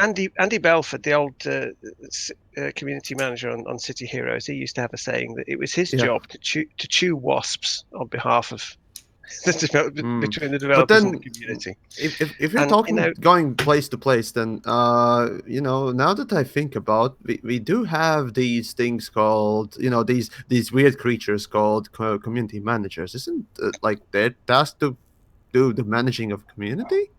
Well, to be fair to that, look, I'm just thinking. Zach just pointed out in my chat here that they did release a public statement, and generally they did. And generally when a company realizes they've messed up, I mean, I know you're pointing. And did that public statement say, "Sorry, we messed up"? Yeah, I know that. I didn't read one that said that. I don't think it did say sorry either. But the point I was going to make is generally when a company realizes they've messed up, they generally send, rather than sending out a community team or people who are just the people that normally work with the community, maybe they normally send out someone who's slightly higher placed, and in this case I would say that would have been Zach. And I know he did spend a lot of time talking. He spent a lot of time talking with people. But he's alone. That's the thing. Well, so here's my question. Though you said that's his job. You said that they reach out to say, when they've done something wrong or whatever. I get no impression that they feel like they did anything wrong. I don't get that impression at all. Does anybody think that they've said, "We're sorry we got this wrong"? In no way have I gotten the impression that they think that this went wrong. I said to you, the impression I got was you misunderstood what we did. Yeah, as I said to you earlier, I didn't see them either say, we've had to hold their hands up and saying we've messed up. I don't think they've said that, I think that would go a long way for me, to be perfectly I do think honest. they realise that something's gone wrong somewhere, and they're trying to understand where that is. And whilst to us as players it's obvious, we're all standing here and we're saying where we think it's gone wrong, and it is obvious. It's obvious to us. I think they're struggling to try and figure out what's upset people, and they want to try and figure out how struggling to understand what's made people upset. No, that's not the way of saying things. Okay, because that's the wrong way to say it. They want to understand how they can fix it. That is the right. No, that is the way to say it. You're cutting right to the heart of the issue there. That there's a lack of communication between the game makers and the game players. Now, whether it's about what we expect from the game and what they expect from the game, or our anticipations, theirs, the game we think we're playing, the game they're delivering, whatever, there's a communication wall between the two of us. And it would be nicer for everybody to try and make a game together rather than have this absolutely fuzzy secrecy thing going on all the time, which is like, it's not helping anything. Everybody likes a mystery, but not when the mystery itself is a mystery. That's a mystery too far. You're not M. Night Shyamalan. You ain't gonna pull that. Sorry. That's right. Well, and the problem being is that most of the players of Elite were adults. I mean, that's right. We're not only adults, but rather older age. Folks. Yeah.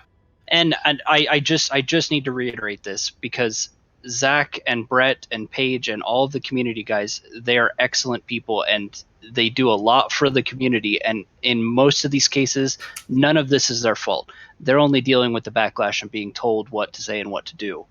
So I've seen a lot of flame thrown towards Zach, and I even gave some. No, absolutely not.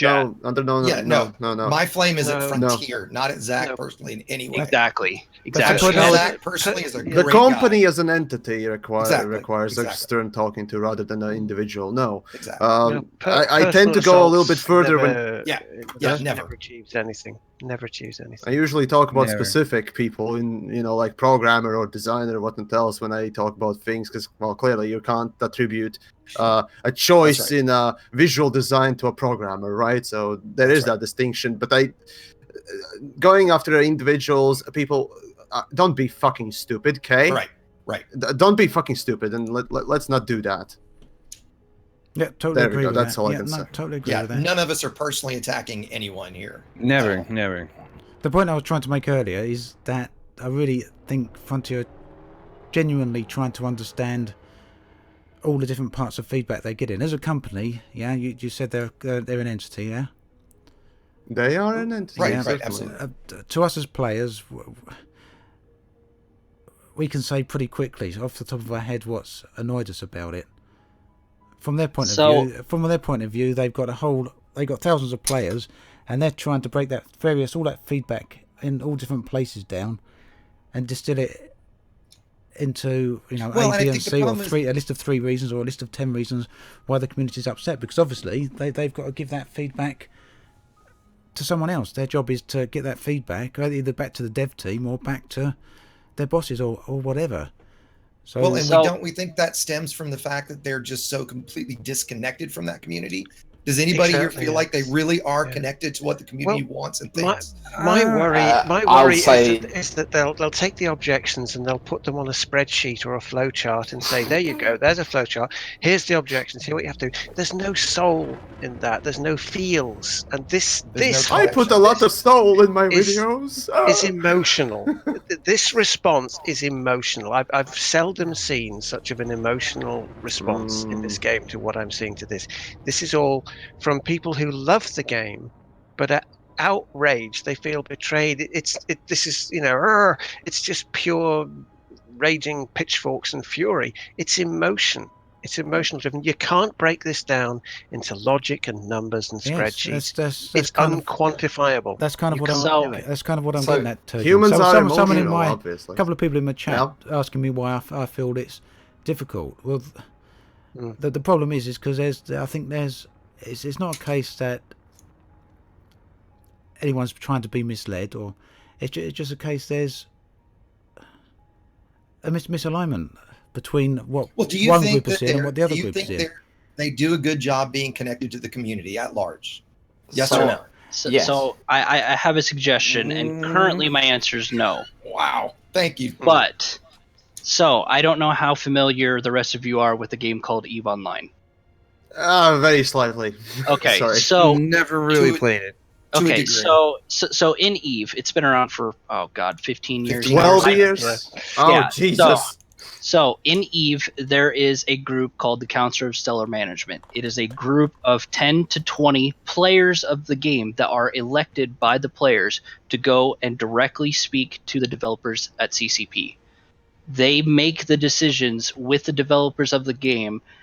What kind of features should be prioritized, what the feedback is from the players on features, what they think could be added, like quality of life fixes, etc., etc. I think Frontier needs something like that. They need to have a group of players that are elected by us to represent us. Exactly. And I think those players should come from every walk of the game. It should be griefers, explorers, Thargoid hunters, PvP, young, old, hunters, young, old, every walk of life in Elite should be represented in that group. Can we have bacon lovers represented? Do not agree with that more. No. we're going to discriminate against bacon people. Yes, there we go. You can have Hydra lovers. Right? Hydras. That would be a dream, right? Let's be honest. It's a pipe dream. Certainly ain't gonna happen in my mind. After the I'm pessimistic piece shit like that. After the events of the past few days, then with what's gone on with the Gnosis and with what information we got from the delays of Chapter 4, I'd agree that there obviously is problems with the communication between Frontier and the player base, and that's down to Frontier to try and figure out where those problems are. There's obviously a disconnect there. It's whether someone wants to use Turgeon. You said earlier that they're misunderstanding. I'll say the way I would phrase it is that it's crossed wires. They're obviously thinking one thing and we're thinking another. But at the end of the day, there's a disconnect there, and that's at this point that should be obvious. You look at it. Whether there's an obstacle in communication between us and them. Some players are going to spin that in a negative way, and other players are just going to spin it as a fact. It's an opportunity. Some players are going to get angry. That's what it is. It's an opportunity. Acknowledging that it's there is the first step, and then doing something about it and making something out of it. You can get something out of this that wasn't possible before because you've got the emotion of the community involved. Ever more so now because of this. And if you can get over that obstacle and talk to the community and get them on your side, then you've got a winner. It's as simple as that. You can turn this to your advantage and have a winner. All it takes is a bit of communication. Yeah. I think there's the fear that, or the perception perhaps from some people. So how to say it? If I was working at Frontier and I was working on all this content and I was a developer there, and I woke up one morning and I saw the player base ranting and raving at all the work I'd done, I'd be upset.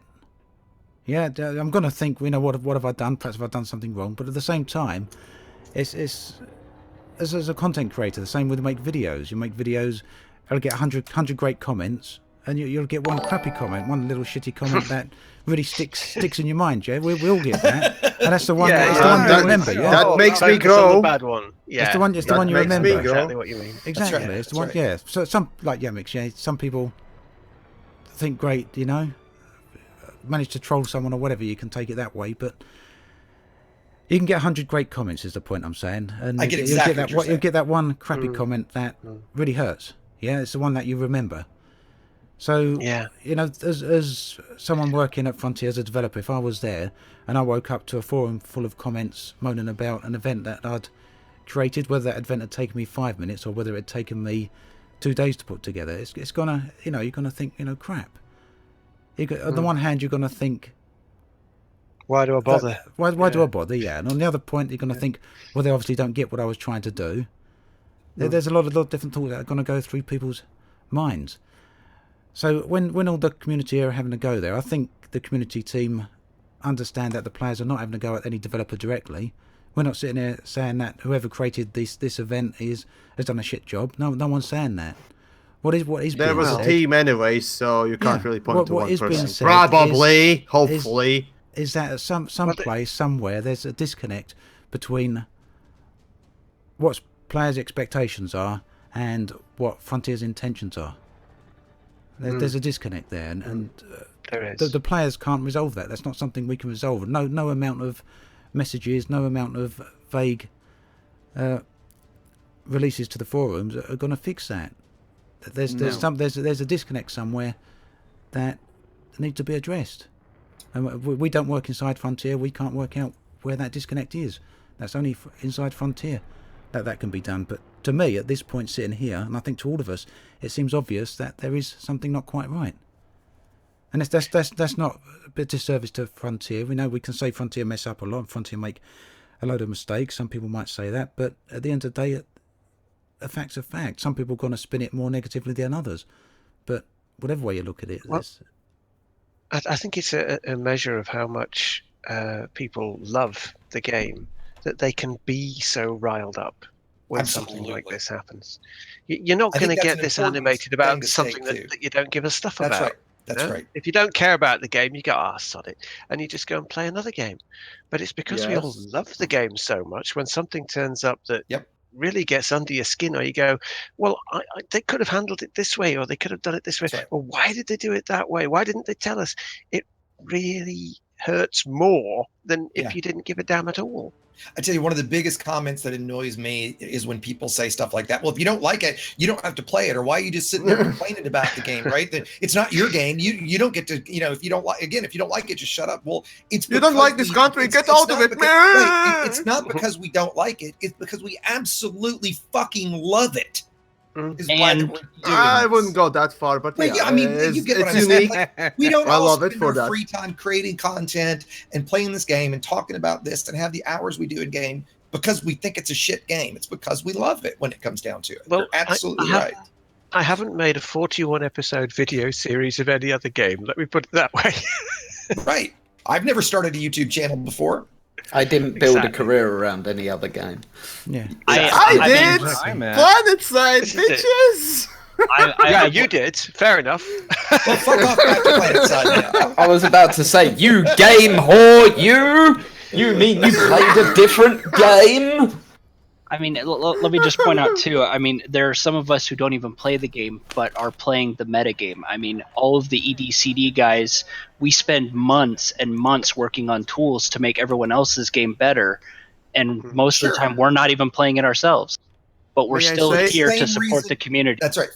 For the same Sometimes reason it we all feels- spend 4 or 5 hours a day creating videos, right? Same kind Exactly. of thing. Sometimes yeah, it does it's- feel that third-party folks in general, I'd say, spend a lot more time actually developing useful things than devs themselves. Oh, the drop the mic moment. Can I jump in with a comment here? Ouch. Of Go, course. go, Go go, on, go. DJ. I think you've been trying to say something for a while now, but it's hard time to get in there. No, there's been several things where I've been like, but other people have said other stuff, so it didn't matter. But no, someone yesterday made a comment to me, a friend of mine called Ben, and he was like, do you remember a few months ago all those people going on about how great No Man's Sky was? And I went, no. And he went, yeah, and then they released a major patch, and everyone's singing about them from the top of the fucking rooftops.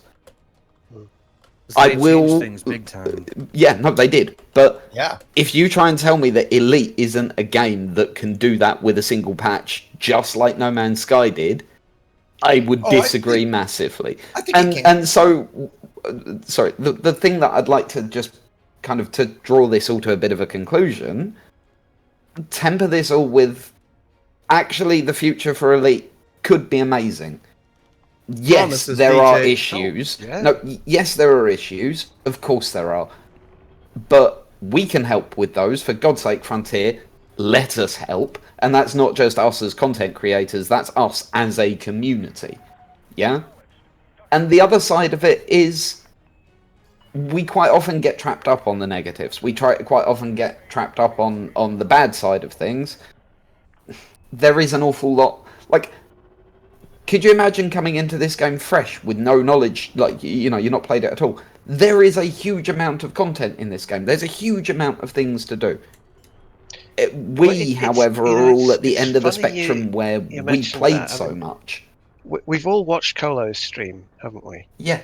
And the delight in seeing someone like Colo who's started where we were and is experiencing what we experienced, and it makes you remember what it was like for all of us when we started the game. You know, the joy and the fun we had from that. I mean, this is the problem though when you have we set yourself high standards like in a game like Elite. The good stuff is like really, really good. So when you get something bad, it doesn't just look mildly bad; it looks disastrous by comparison because the good stuff is so good. You know, that's the problem with it in a way. Who are we talking about? But yeah, Colo. General stuff. just again, well, we're talking about Colo. Hello, it's Colo. Yeah. Yeah. Just Somebody give me a the link game- later. All right, the game in general. It's because the good bits are so good that when there's a slip up, it looks 10 times worse than it actually is, and because everybody is so emotionally invested in the game because it is so good, they really fire up when something goes wrong. Yeah, very much much. so. Perspective That's thing. a typical It needs to thing, be a yes. perspective thing. A bit more communication, we could resolve that. I know we could. Do we want to, since we've kind of beaten this subject for quite a while, Oh, I can beat the dead horse forever, mate. I know, but why don't we go around and let Yamiks put this in chat, like, you know, why don't we go and talk about, like, maybe each of us what we think we take from the event, or just, I guess, a way to close that out, right? I mean, we got about 20 minutes. Yeah, I think that should be plenty. I mean, enough, because the next question is, do we want to? I mean, I know with time and everything, do we want to talk about the mission board changes that were just proposed? If we got the time at the end, probably yeah. But as it is, this is you know, you already started the topic, so there's nowhere to go, buddy. Fair enough, right? So you can blame yourself. I would suggest either close this out, or let's go on for another 20 minutes and save mission board for next week. I mean, it just got posted, so you know we don't have to go on it. Yeah. Either way, right. good. So since I started, wait, you wanted to say something? Nope, I'll just say. Yeah, go ahead. Okay, dokie. Well then, all right. So what the fuck did we got out of this event? So now, rather interesting, not anecdotal facts I will be posting here, or maybe just retelling. So yesterday, as the whole shit show went down, I started streaming, and of course Zach did come in as well, and so on and so forth. So now, during that stream, both on YouTube and Twitch, well, mostly on YouTube though, I noticed, well, it was hard to not notice, but a tremendous influx of viewers, and it was rather interesting to see and witness that essentially, during none of the patches before, in this year, or even in the last year and a half at least.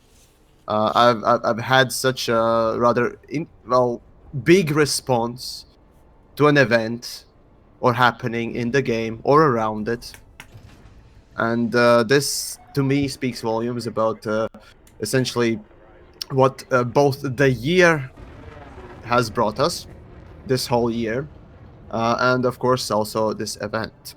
For those of you that perhaps can't connect the two and two together right away, essentially, the event was quite popular. Obviously, a lot of people enjoyed, or rather wanted to enjoy it, and yet got disappointed tremendously. And here we see the result because of this leading on. Well, of course, on my part, that would be developers leading me on, and then just saying no. And of course, the other thing is talking plenty enough about the fact that throughout this year, there have been, of course, interesting things happening here and there, but mostly nothing has happened. Now, I understand this is a gap year where they basically take a step back for Jurassic Bork and other games and other things in the company, which is understandable. But still, you could have done a lot better. And with this thing and with most other updates as well, I personally say I can, well, maybe not a lot disappointed, but I definitely feel the disappointment creeping in a lot of places. So the next fucking year better be fucking good. Okay? Next. Why don't we just go down the list in terms of alphabetical order? DJ? Sure. What I took from this is that hopefully Frontier are going to be a bit more reactive. That's the main thing that I've taken from this, and I really, really hope they carry it, like they carry on with it. I really, really do. I'm mimicking DJ in this, and that realistically, I hope our lines of communication with Frontier expand, and that they pay attention to what the players want, and that they listen and respond, and that hopefully we'll see more of these type of, things dealing with the Gnosis and just in general of combining what Frontier's story and the player's lore and putting the two together, hopefully in a better reaction. But yeah, and I'll agree, but with a significant change. DJ used the word reactive. I don't want Frontier to be reactive. What's what they're doing right now? I want them to be proactive. I want them to reach out and engage with us before a shitstorm like this happens, because in this case, it would have been so incredibly easy to have reached out to, on a simple way, any of us, certainly anyone in canon, right? If they were proactive about these things, right? That's the problem. They are reactive, right? The whole community freaks out. They're proactive in that they don't test anything, so there's bugs. I think DJ said he was impressed that they fixed it in 12 hours. I call bullshit. Fixing something that should have never happened is not impressive. It should have never happened, right? If someone there had play tested it for 2 minutes, they'd have gone, oh wow, I just attacked a Thargoid outside and got the no fire zone. We got to turn that off. That should never have slipped through. None of us would allow something that sophomore to come through in any of our content. So I agree with everybody that I absolutely applaud them for trying to do something. I do hope they continue to try to do things like that, but engage with us and be proactive about that instead of reactive. Yeah, I feel Paroxsym? I feel exactly the same as that. Personally, when I saw the event start being announced, I was pretty excited about it all, and it still is a lot of interest. I'm flying around the Gnosis now, and I'll stay out here for quite a while because there's things going on, and who knows what's going to happen next. This might be the end of the event, maybe it's not. But I think I'd like with DJ and Mahaffey and Exegius, I'd be a little bit concerned that Frontier take the reaction towards this as a sign to perhaps not do any more events. I think that that would be a shame after seeing the amount, as Yamiks points out, the amount of interest. Just look at the amount of people watching all the respective live streams right now. That's right. I've got more watching today than I've had for quite a long time, and you got more watching people than actually the official dev streams themselves often. But combined, we probably have definitely. Yeah. Yep. So there's definitely a lot of interest in these events, and I think it would be a real shame, and probably I'd go as far as to say it'd be a big mistake to not do, to take this as a sign that they shouldn't do anything like this again. They definitely need to do something like this again. I think they should carry on. But what my takeaway would be is just to say to Frontier, just have a look at what you think went wrong. I personally don't think what went wrong was with the player base. It wasn't the players expecting something that they shouldn't have been expecting. I think there's a disconnect somewhere, and that's really something that you guys need to look at. Yeah, I agree. Turgeon or Paroxsym? Paroxsym, yeah. You're the last two. Oxy, get your all out, man. Come on. All right. My takeaway from this is that I don't know. I wish the writing was better. Just on so many different fronts. Turgeon, you can back me up here with the quality of writing, but like I'm gonna get hung up on this whole fucking kibbles and bits thing because I just can't get over it.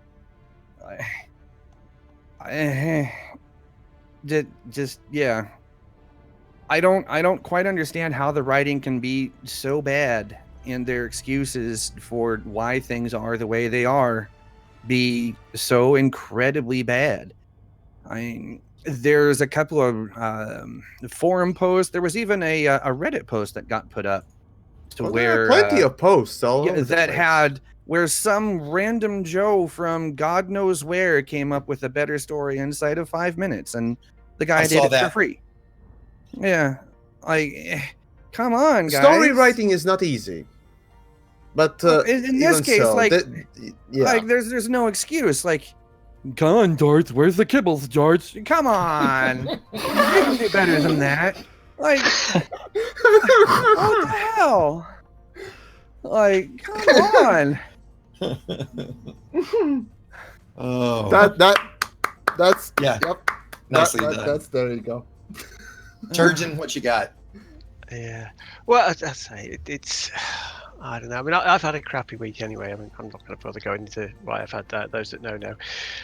But because of all of that, I wasn't actually on the Gnosis when it got there. I was toying with the idea, and then I thought, no, it's gone.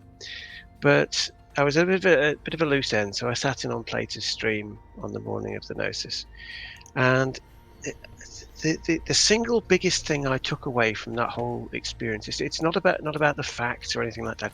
It was the feeling. There was this massive feeling of disappointment, and to hear Plato disappointed with the state that he's in at the moment, that was quite painful. It's just the expectations that people. Now, all right, admittedly, as original No Man's Sky, not No Man's Sky Next, tells you, you can have raised expectations, and they're going to be too raised, and no matter what happens, you're going to be disappointed. So expectations are one thing, you can kind of discount them. But what was obvious from the outset is the enthusiasm of particularly the exploration community. It was like kids bouncing up and down on the back of a seat going on a ride, a mystery ride. Hey, kids, we're going on a mystery ride. Isn't this great? Yay. And you drive around the block and go to McDonald's. And your kids aren't very happy. Reminds me of that scene in Transformers where the guy takes his kid into the Porsche showroom. Have you seen that? Oh, yes. Exactly. You really think I'm getting you a Porsche? Sorry, go on, Turgeon. No, that's exactly right. That's a damn good point. And that's the thing. It was the feeling of disappointment, and I was just left thinking this could have been handled so differently.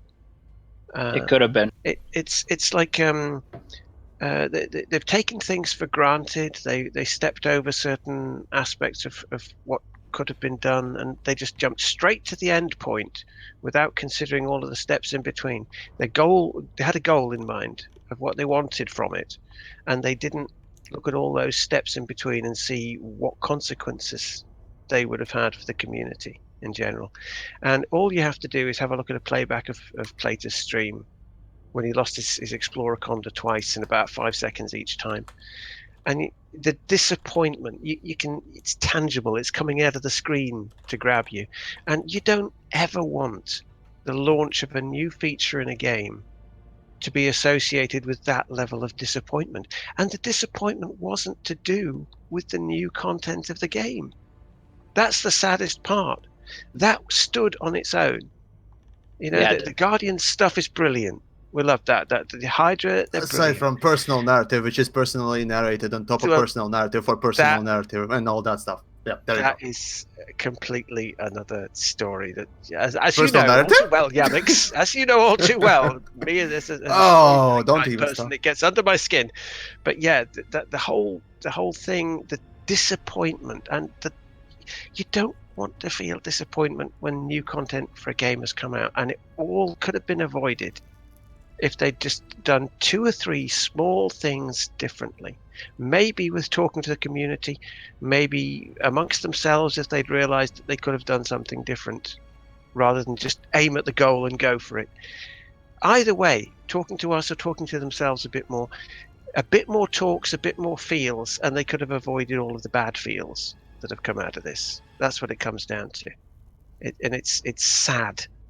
So what I've taken from it is they need to have more feels with the community, one way or another, because we love them. This is the point. We're not the enemy. We play the game. We buy the game. We want to play the game. Don't hide things from us. Don't go defensive. Don't go, oh, and run away when you see us coming around a corner. We're not the enemy. We are your friends. And if your friends are saying, hey, you've got something wrong here, mate, it's not because they don't like you, because they're your friends.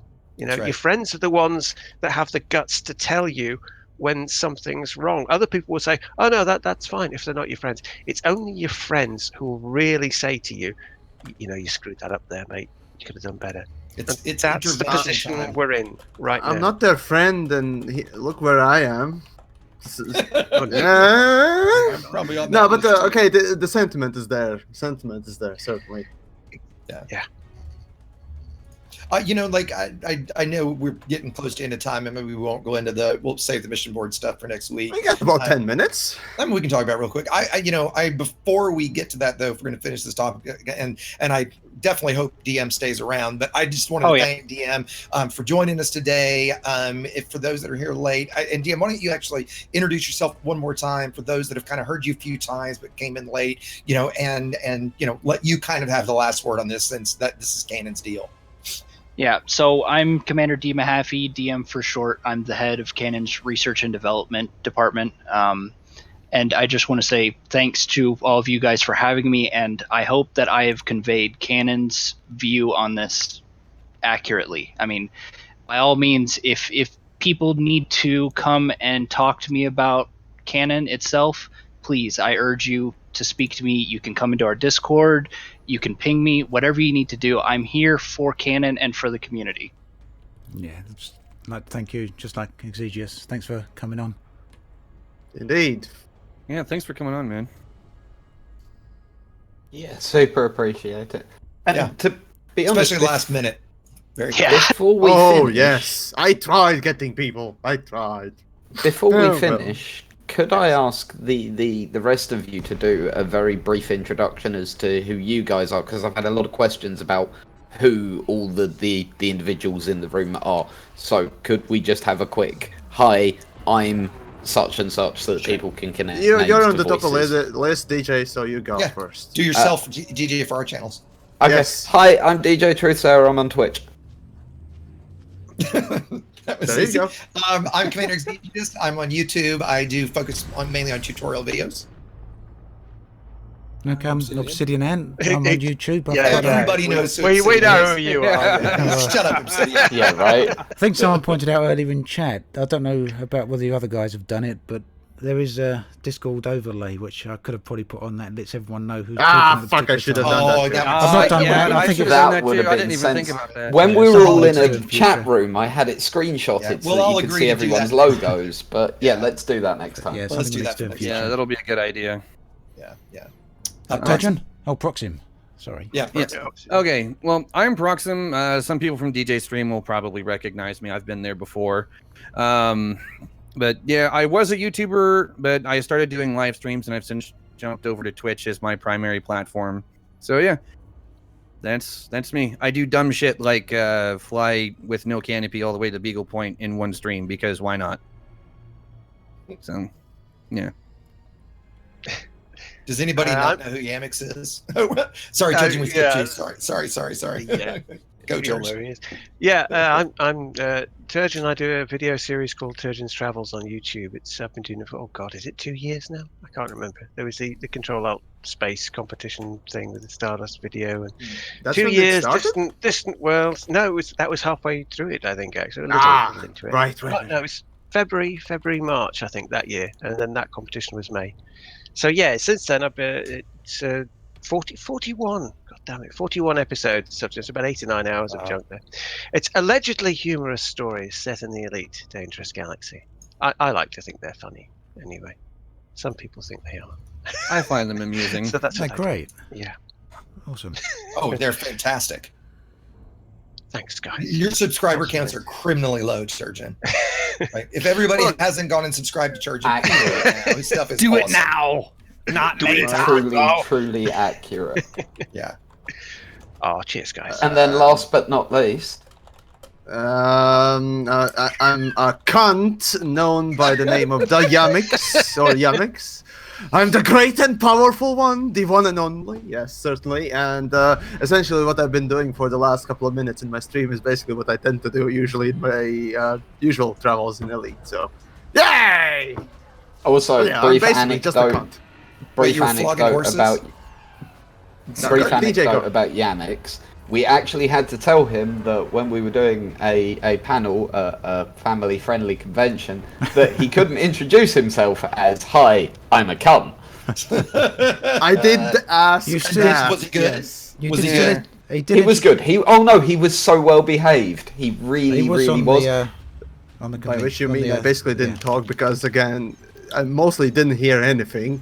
As a matter of fact, I didn't hear the first question that was given to me, and the second one I barely got somewhat. So yeah, anyway. You did introduce yourself that way to a number of people around the convention, I noticed. Oh yeah, True story. plenty. of those, yes. Also, Right. he's rubbish at laser tag, Kappa. Oh yeah, sure.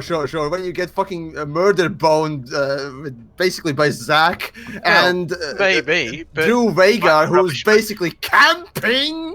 Drew and Zach were who was campers. the one with the pen and the lady's chest? Who was that? Oh, that was so That funny. was Yamiks. Eh?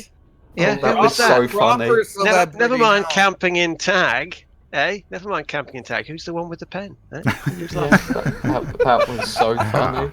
That really was. That also happened. Anyways, I mean, we can talk about this stuff, but As a brief aside, if you weren't at Fantasticon this year, you should really be at Fantasticon next year. Sounds like it was fun. yeah, It's a good maybe. weekend. But if you're saving money for something, then perhaps saving money for Frontier Expo would be more interesting. Because, well, let's be honest. Yeah. Anyways, What is so- Frontier Expo? Do we know? Good question. no, idea. this year, not this year, not this year. So that was confirmed, not this year. As for next year, who knows? At this point, just wait and see. So that's what I I swear, suggest next everyone do. Frontier Expo, I'm doing my damnedest to get there. I'm gonna fly overseas to get there. this time. Paroxsym. What? You know what you can do. What? Cut on the bacon and vodka. Vodka's cheap. It's fine. All right. It's fine. So it's more or less the end of the stream, give or take. So do we want to go in quickly for the last the topic that you wanted, Exegius, or we? I mean, I would say let's at least touch on it just very, Right, very good idea, briefly. yes. Yeah, just since we Then brought it up. you go. Since it was your Right. topic, go. So I'm going to post this into my chat. I'll make sure it's in the creators channel, guys. If you guys want to post it to your streams. Thank you. But in short, and we won't cover this a whole lot. There's mixed reaction so far, but Frontier's suggesting implementation of a dedicated mission server. So the early ramifications of that are there would be no more board flipping. So the board between open solo and private would be the same. They're saying that it would offer a 10% buff in pay, and that it would be a shared board across everything. So obviously the positive impact of that is no more board flipping, which we all agree that we hate. I think the potential, and I'm not going to speak much because I've talked a lot today, I'll let you guys go, but I think that the potential negative impact is things like BGS grind, rank grind, and money grinds, where it's very important to efficiently fill your ship up before you leave, are going to potentially be massively impacted unless the amount of missions is dramatically buffed. I see this as, I see the removal of board flipping as a great thing. I see the implications of it as a really, really terrible thing. And with that, I'm going to shut up about it and let you guys go. Right. To quickly, yeah. Again, board flipping can go suck a dick. That's immersion breaking thing that I really, really, really hate in this game, which is why I often say we just need open only.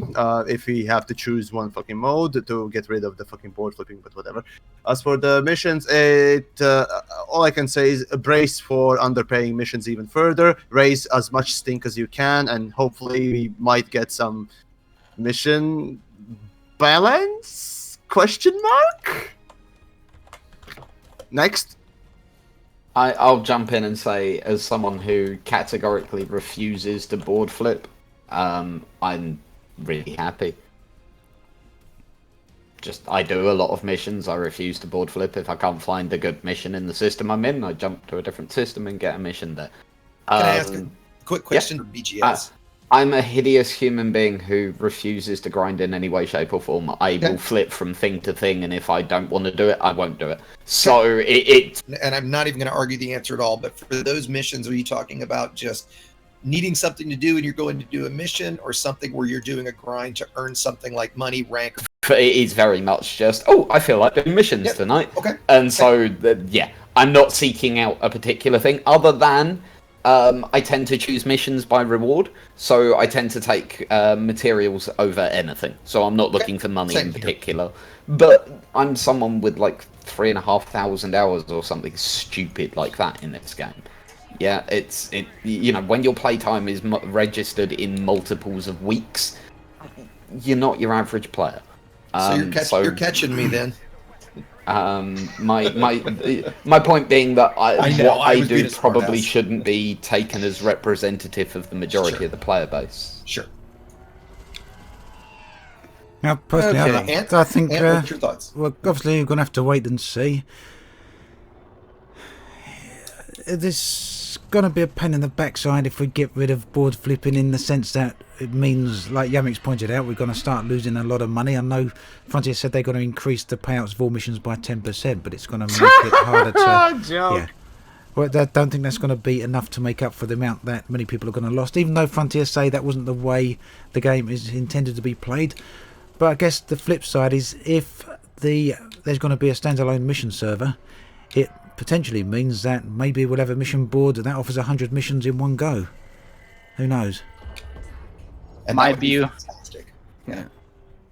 on it is I'm hoping it doesn't increase the amount of time it takes to gain these things, because the more people I have doing missions, the less people I have out finding shit. There is that. Yeah. Very good point. From my point of view, I don't think that it's going to be necessarily a bad thing, but I'm definitely in the wait and see camp. And because, again, as this already has been said, it really depends on the implementation. 10% payout increase. Well, I don't think that's going to be enough to necessarily make up for, the min-maxers out there that only, take missions above a certain threshold, of XYZ or whatever. And so there's going to have to be some tuning, and I'm expecting bugs in the server to not work and all kinds of other nonsense like that. So I'm in the wait and see. Once this gets implemented, personally, I'm going to wait a month and a half before I make up my mind one way or the other on the new system, because we're going to have to give them time to really iron this thing out, I think. So that's kind of where I sit on this one. Yeah, sorry. I'm old. I've got to watch my blood pressure, so I'm not going to look into that until it goes live. All right. And DM? Someone coming If you from a technical background, I hope that they have tested this on load because That's a good joke. From experience, Frontier is obviously not good at bug testing, and they most certainly are not good at bug testing at load. They do not scale well in any sense of the word. Yeah. Yamiks, did you? I already said my thingamajig, but basically, just like with the wing missions, how about you don't half-ass it and actually make it good and go that extra step if need be. I do appreciate that extra step. Wink, wink, 20,000 light year route planner. I love that. Okay, just love take wing that extra missions. step. I adore wing missions. That's some of the best fun I ever wing have missions in this game. as I love an them. idea, a good idea, No, but in horribly execution. executed. Oh no, in execution, I adore them. Like, but Okay, you know, that's again, it. DJ's wrong. and DJ's that's on the it. That's it. payroll. I think oh, DJ's on the payroll. fuck off, am I on the payroll? Yeah, I calls it. No, seriously, wing missions are one of the things where I'm just like they've been net I kind of enjoy positive. wing missions too. Yeah, I agree. I really like them. Yeah, I do like them too. Don't get Well, me I wrong. like them when they pay what they should pay, right? And like when 3.0 launched, 4 Type 9s making 100 million credits an hour, that I like, absolutely. The 4 elite ranked Type 9s should be able to make 100 million credits an hour, right? And in that regard, That's what I you think they're need a to blast. actually sustain their Exactly. running costs, Exactly. pretty much. Hey, I'm at almost 2 billion in rebuy costs. I got to have some way to make money, Low. Right? right? 2 billion rebuys. My entire assets is 2.7. Jesus. Yeah, I let's got see. I'm at 6. 1. I got 6. 1.857. Yeah, 1.857 billion rebuys. My rebuy is wow. 400. Holy shit! I thought I'm getting near a billion's credit of rebuys, and I thought I had a lot. Start PvP, and man, it gets expensive, Yeah, right? that's where And the that's where I majority think- of mine And that's has where, come where I from. worry about this is where it hurts those players, right? Your average player, the ones that don't min-max things and don't stack up and aren't grinding out rank and things like that. Yeah, it is a positive change, I think, right? But it's those times when we do need to do. I mean, I think we all have at least I do. You guys tell me if you do. I have those days where kind of like I'm doing on stream right now, where I work all day. I'm not playing. I'm grinding out materials. I'm grinding out resources. I'm grinding out money, whatever it is, rank, whatever. You're I making a need. video. Right? So that later I can then have fun playing, right? And a change like that, I worry, is going to dramatically impact my work life in Elite, so that my fun life in Elite is significantly lowered, right? If they give us a 10x boost in missions, it could be fucking fantastic, right? Yeah. I'll agree that Advance you would be need more. Nice. Oh, sorry, Yamiks, go. No. Sorry. I'll agree. You need more. If you're going to do this, you need to be producing more missions, because there aren't enough. And the fact that I do just flip from system to system kind of shows that. But I think at this point we want to do sort of last thoughts, and we're done for the evening. So, Yeah, we're running a bit over. Yeah. Why don't you take us out, DJ? Go first. So my final thoughts are: this could have been so cool. It wasn't quite. Let's make sure the next time it is cool, and let's make sure that there is a next time. Yeah. Short, sweet, DM? simple. DM? Liam, I know you're new to today and everything, but what are your thoughts on today? I think it went well. I mean, honestly, if Frontier's listening, and I know Zach has been paying attention to the stream, I hope that they take what we say to heart and that they start making some changes. Yeah, I'll echo exactly that, right? What I said earlier, we sit here and complain because we love the game, not because we hate it. We want the game to be successful. I think it's ridiculous when I read people saying, oh, Elite's dead, or Elite's dying, or it's not going to be here. To me, that's ludicrous, right? But I do worry about its future and events like this, and kind of what we've all been saying. I don't want them to stop. I just want them to get better, and I want them to be proactive instead of reactive. That's my word for the day.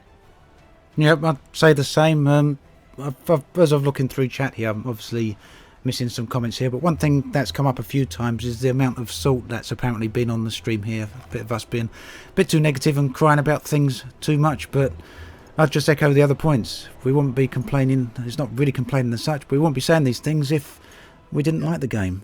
And to the points that's come up that perhaps we misunderstood some things, or perhaps Frontier have got their own ideas about things, and we're clearly not on the same page as them. We're clueless or whatever. I just say to that maybe that's a communication issue. If we're not if we're not all on the same page, maybe that's something that needs looking at. But yeah, hopefully we can continue with the events, because I think what's happened with the notice is pretty neat. It's just the way things happened perhaps wasn't. Try to so do much. something new in the next month. That'd be amazing, right? Just come out swinging. Paroxsym. Final thoughts is Gnosis, neat idea, poor execution, which I think is kind of the tagline for a lot of things Frontier has done over the years. That's really what this kind of boils down to in the end for me. That's really about it. I did have something else to add too, if it's all right. Yeah, go DM. I just want to make it clear too that canon, we're still rolling with the punches. I mean, the Gnosis is still going to continue its expedition. I believe our next stop is, I think we're headed out to the Rift, something like that. But I do hope that the commanders that are still out there on the Gnosis with us will continue to roll with us as we explore into the distance. Great point. Turgeon? Well, I just have one point to address to Frontier really about the whole thing, and that's we're not your enemy. I know that today it looks like there's a lot of people calling for your blood and asking, but we're not. We are your friends, and that's what we're for. But the flip side of that is don't take people, the whole community, don't take your players for granted, because when you do that, this is what happens. We are your friends, but don't take us for granted. That's my final thought for it.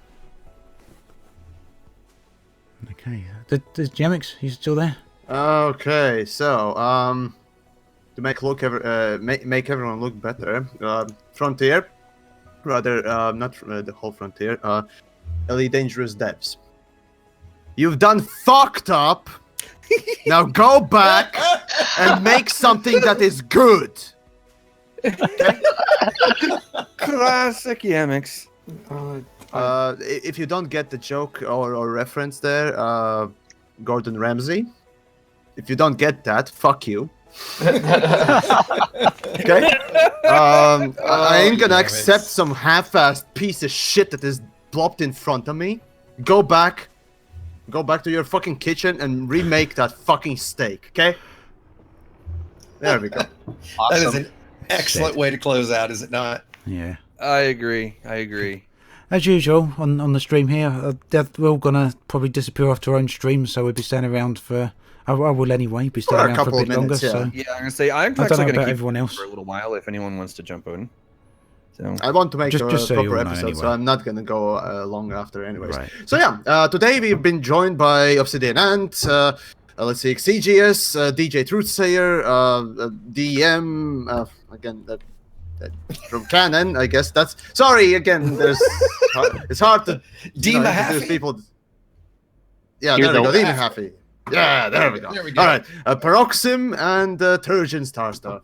And don't forget, Down to Earth Astronomy was with us at the beginning. Oh yeah, right. It's important to remember. And I'm yours truly, the great and powerful, the one and only Yamiks. And I suppose we're going to see you next week for most likely something more positive and probably more maybe not interesting. Hard to promise that, but something more positive, I think. We're going to try. Maybe we'll stump you guys at Jeopardy. Yeah, we'll see. I will wipe the floor with you all again. Bring it. So yeah, once more, this was the creators roundtable and all that stuff. I suppose we don't really have a scripted ending, so I guess that's about it, guys. Enjoy your Fridays, and thanks for listening, watching, and of course, Squeaky will get the grease. So make some noise and keep doing it. We'll see the results. Yeah. Thanks again, guys. Right, I'll catch all you guys. Yep. Thanks, guys. And see you soon. I'll see y'all again.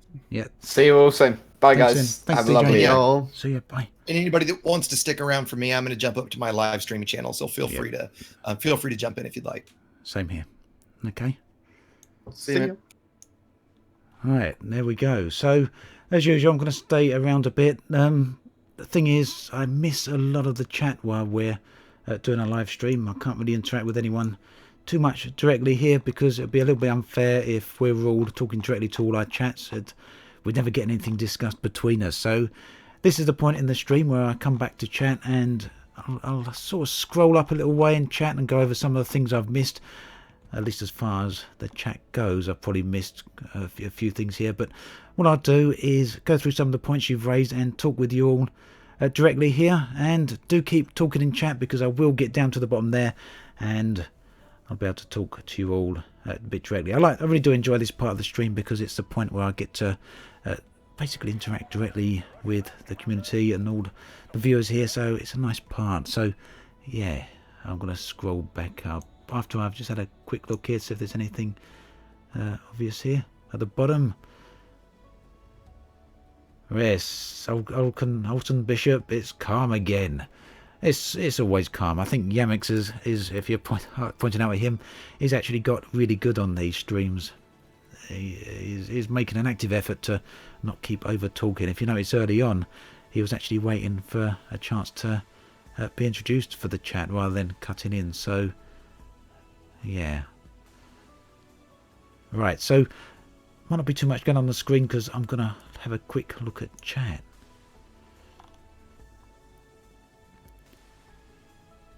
Let's go back up a little bit here then.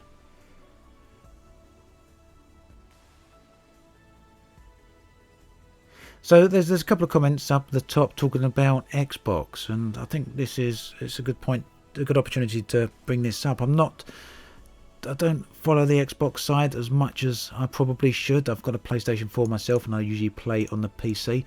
And I think that really confirms the point that Rajin is trying to make here, that the Xbox sometimes feels as though it's the red-headed stepchild of game event. And I know people have said that about the Elite Dangerous version of the Xbox as well. Oh, excuse me.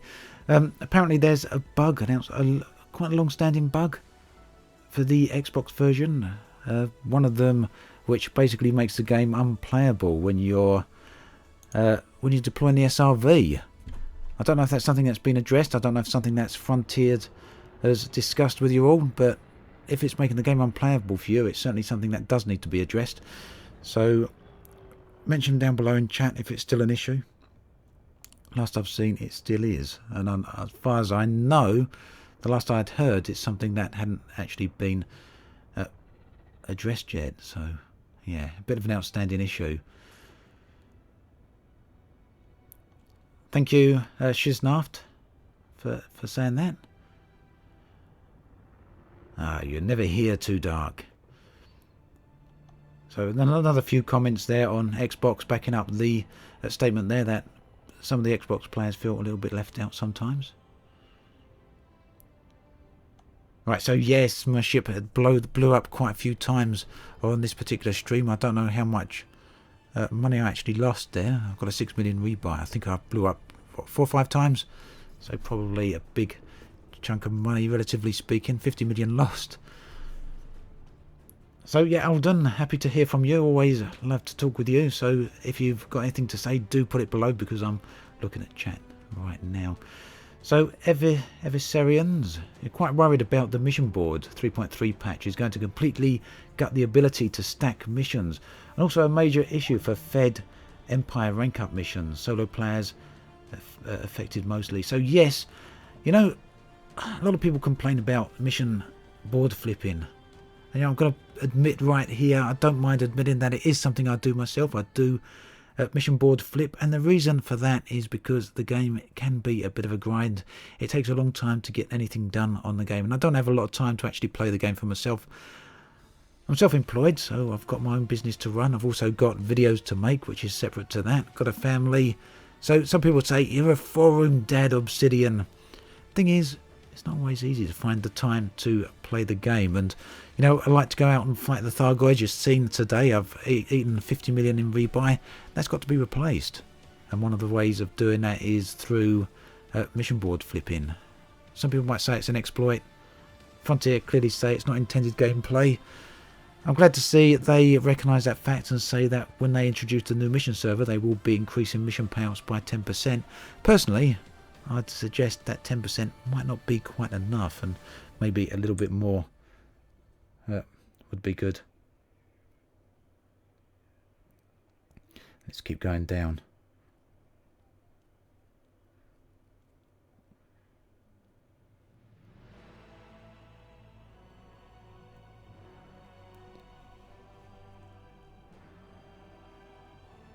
There's plenty more here. Yeah, Mark Simpson, plenty to catch up on the chat. Unfortunately, the YouTube chat don't go back far enough. We probably said that a good 20 minutes ago, but you can't go back too much before that.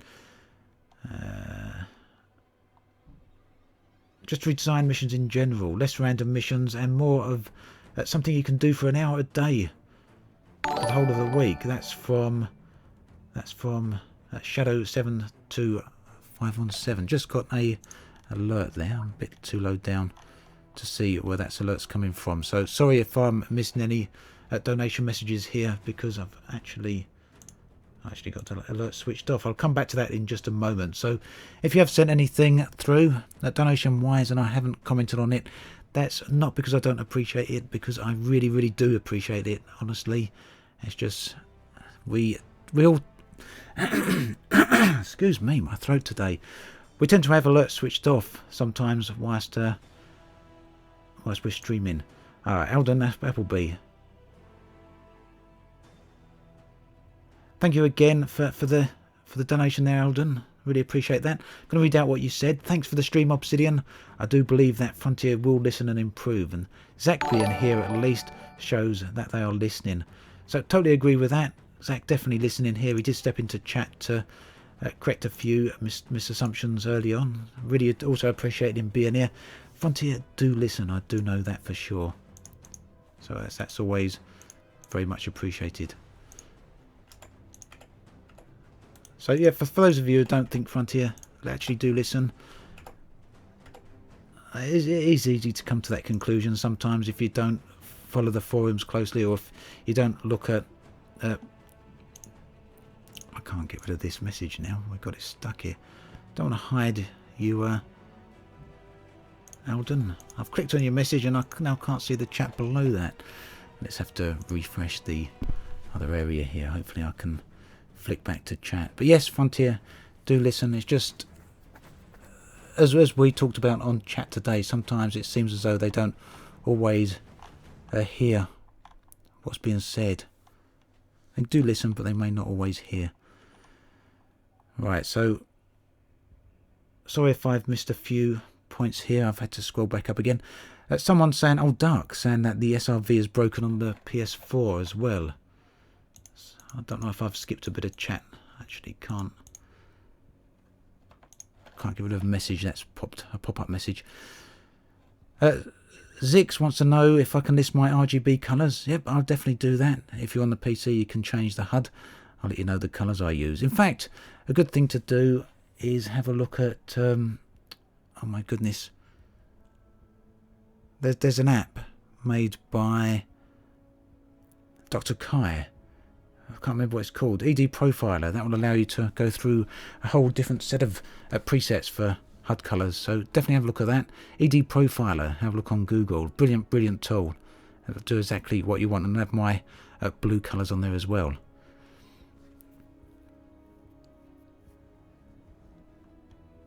Right, so the bug James Rayfield is saying, the SRV bug, is about only being able to have 2 SRVs in the surface at the same time. So from what you're saying, I gather that if you deploy more than 2 SRVs, it's causing people to crash. Something that hopefully then Frontier need to look at. Sometimes I don't know what happens. Some of these sort of bugs seem to disappear through the cracks. In fact, bug fixing is one of the things that people point out a heck of a lot. If Chapter 3, if that had been entirely bug fixes, I think the community would have been absolutely ecstatic with a release like that. If there'd been no new ships, no new alien content, no new features, just entirely bug fixes, I think that would have gone over really, really well. There's some bugs in the game that have been here for a long, long time now. A year in some cases, so yeah.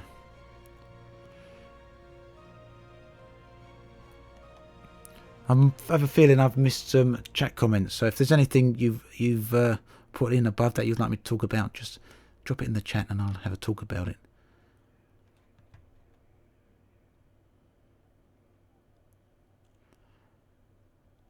Right, Adam B, is the Gnosis mission really over? We're only one day in and we're here orbiting an ammonia world with life in a system, finding tons of barnacles in. Yep, also Thargoids here.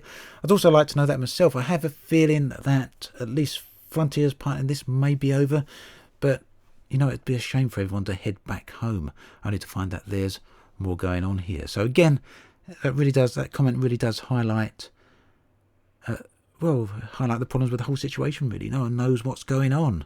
It's nice to have surprises, it's nice to have twists, but that's got to be balanced off with letting players know what's going on. So personally, I don't know if the Cannon mission is over. I don't even know if Cannon know for sure. Hopefully they've got some events planned for themselves anyway. I'd be surprised if they don't. So Centauris, you think people expected way too much? You know, there is an element of that. It's not hard to see that. I mean, I've had so many comments over the past few weeks, over about a month now, from players expecting all sorts of things happening out here or out there in the Cone sector. Same with the forum, same with Reddit, hundreds and hundreds of posts. And perhaps that's a part of the problem. Probably wouldn't have taken too much for someone official from Frontier to step into those threads. They're all over the place, and try and set some of the expectations, at least without ruining the event. But I do agree, Centauris, some people were expecting things that were obviously not going to happen, and obviously technically not possible, so there is certainly an element of that.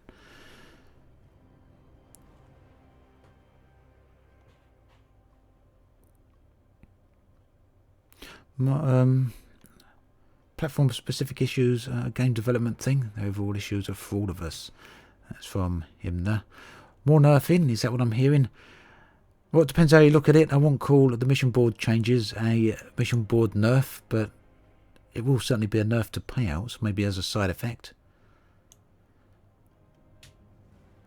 So, Gigan, Goonigan. Sorry if I'm pronouncing your name wrong, I do have trouble with that sometimes. Something you feel isn't mentioned enough is that the Gnosis venture was a disappointment for combat pilots too. A part of the appeal for many of us was being stranded behind enemy lines.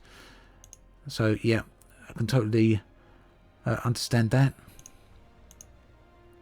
I think perhaps, certainly myself, and perhaps a number of other players very much focused on what was missing for some of the exploration players.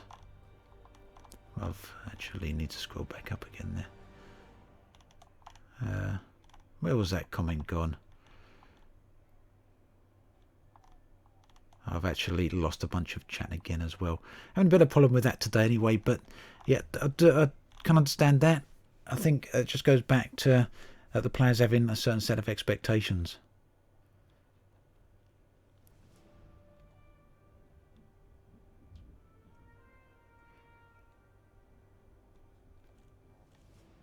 Hello there, Zach. If I've missed your comment, I've just refreshed the chat and a bunch of the comments have disappeared again. So if anyone wants to say anything, then do say that.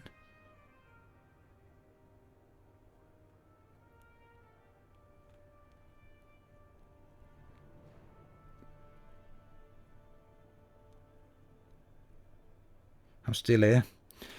Right, just trying to see if I can actually catch any of that chat that's missed. Right, Loco Wolfie. For someone that plays cryptic free-to-play, pay-to-win games such as Star Trek Online or Neverwinter, I loved Elite Dangerous, but dropped off because the game feels like it's actively punishing you for playing in a way which feels more like a job. Yep, kind of agree with that as well. Oh yeah, I've obviously missed a comment there from Zach, so sorry about that, Zach, if I've missed your comment, but hello. So, what do you mean by if you feel like the game is punishing you? Well, for me, I assume you mean that sometimes it feels like there's a lot of hurdles in the way when There really shouldn't be. For me, an example of that would be the Thargoid fights. I've mentioned it a few times before. You fight the Thargoids. I like to come out and do a bit of soloing with the Cyclops, but if you're in a ship that takes damage, you certainly take a lot of damage, and the payout for them isn't really as high as it perhaps should be. So it means you have to grind to get the rebuys back. I'm going to have to go and grind right now to get the 50 million back, even though, yes, I've got a high balance, but Crime and Punishment would probably be another example. Sometimes you want to do things and the game just makes it harder for you, doesn't it? ED Profiler, that's the one.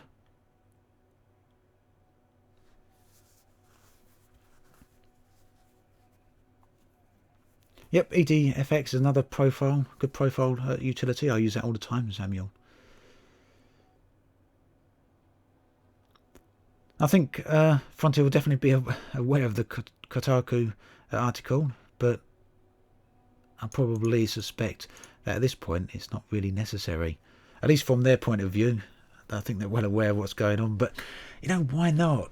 If the more people that, as Yamiks said right at the end, the squeaky wheel and all that, so the more people keep going on, the more noise and all that, probably the better.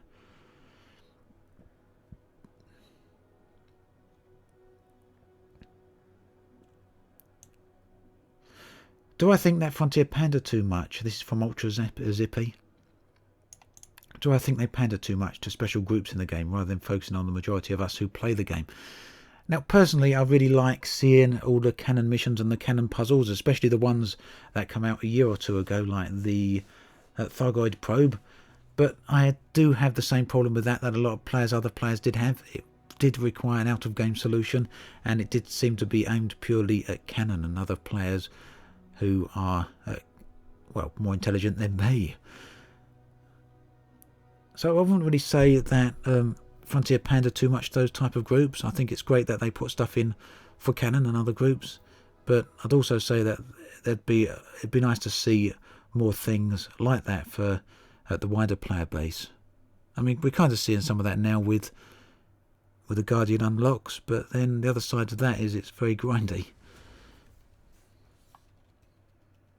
What do I think about a system for using third-party tools like Inara or EDDB in-game? That's R2 Sam. I definitely think there needs to be more stuff in-game. Hopefully we'll see more of that in Chapter 2. I think Frontier tried a little bit of that with Chapter 1 by putting the trade tools in, but personally I think those trade tools fell short by quite a bit. Yamiks said on a stream some while ago that he spoke to, and I'm hopeful I'm not going out of place by saying this, but he did say it on one of these streams, along with me and many others, that Frontier have said to him when he was at LaveCon that the reason the tools in-game aren't so good when it comes to having tools on the Galaxy map is that the Galaxy map's just not up to it. It takes a lot of strain on the servers or on the client or wherever else, and it makes things very difficult to implement. So, don't know. Personally, I'd like to see more tools though, yeah, in-game. Thank you, Johnny McCormick.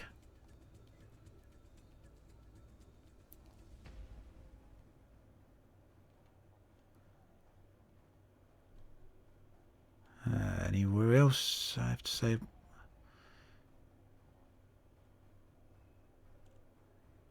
Thank you, Dave. Promise, over-deliver. I have two things to say. Frontier needs to under-promise and over-deliver. Second, I'm colourblind on console and have been asking for colour blind settings for 3 years. Frontier don't listen. Now, I believe that's from you. This is something that DJTruthsayer, who was on early on, has pushed for with Frontier for a very, very long time.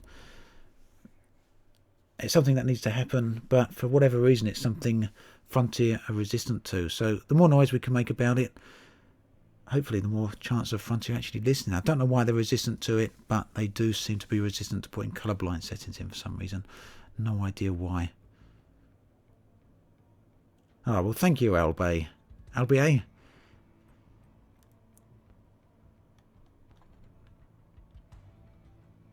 Yep, I was a bit disappointed with episode 3 of Beyond. Not because it was a small update, because I was expecting it to be a small update, but rather because it was more grind and not any quality of life fixes.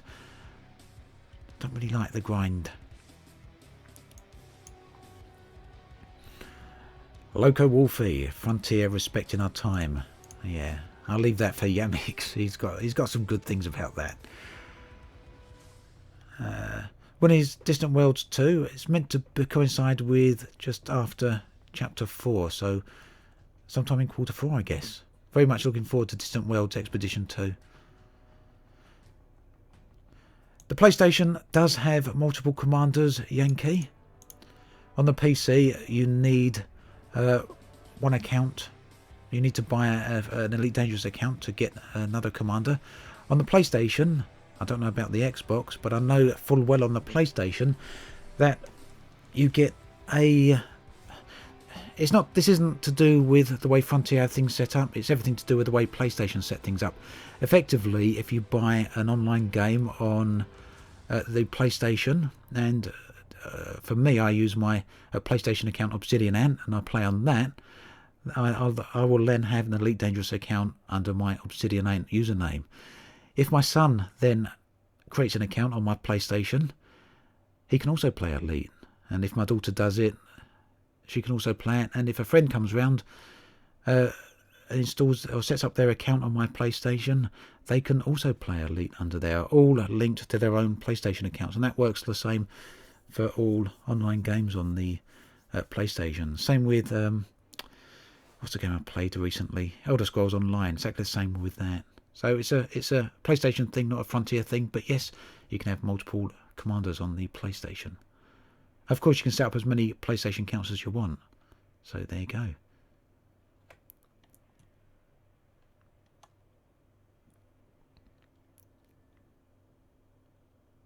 Thank you very much, Stormborn Studios. Yes, also a little bit disappointed with the Gnosis incident. Hopefully it's an opportunity, like Turgeon said, hopefully it's something that Frontier can learn from.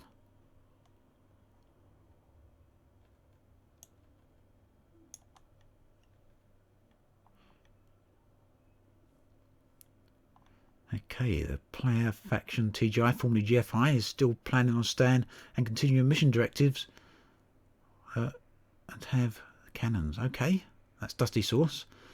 Elysium, the Gnosis was jumping into Thargoid space. It's no stealth ship. That was also going to get attacked.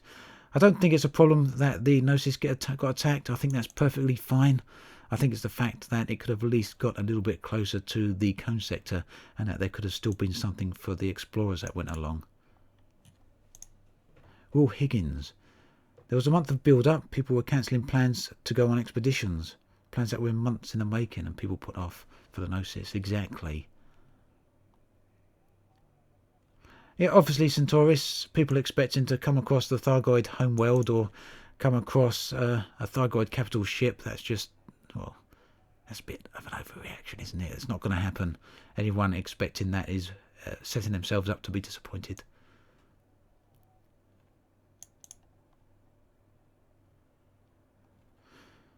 Can I summarise what the guy from Canon said? So effectively, Canon asked Frontier if they could have not an event. The Gnosis, which I'm parked right in front of here, is a Canon mega ship. Frontier gave it to the player group Canon. The Canon group can actually have this ship jumping around. It's hyperspace jump capable, so it can jump from system to system. So what the guy said, this is McAfee. I think that's how he pronounced his name, or D. Mahaffey. Sorry if I've got your name wrong. But basically, that the Gnosis can jump around from system to system at Canon's request. The Canon simply put in the request to Frontier, and Frontier either say yes or no. And if they say yes, that jump is then locked in. It can't be changed. And it will jump on the server downtime on a Thursday. So Canon asked if it could be jumped into the permit-locked region of the cone sector, because they found a couple of systems there that weren't permit-locked, even though it was surrounded by other permit-locked systems. Frontier then looked at those systems, realised that those areas should have been permit locked, and rather than saying no, you can't jump there, they agreed to the jump. After that point, Canon weren't really involved in what went on with the event after that. So Canon kinda initiated the event, but it was Frontier that set the event in motion. and what happened. It did say a few other bits, but I'm sure other people can fill you in on the stream down below there.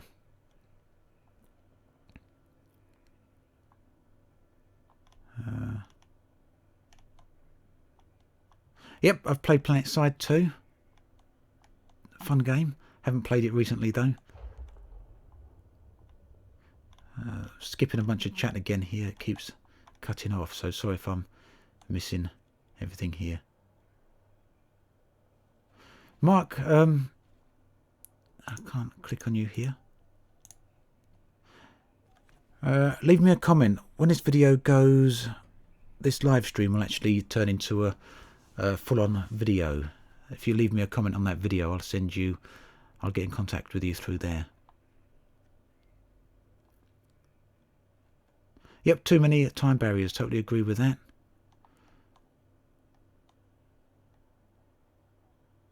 I totally agree with Yankee on the ships being clones and retreads.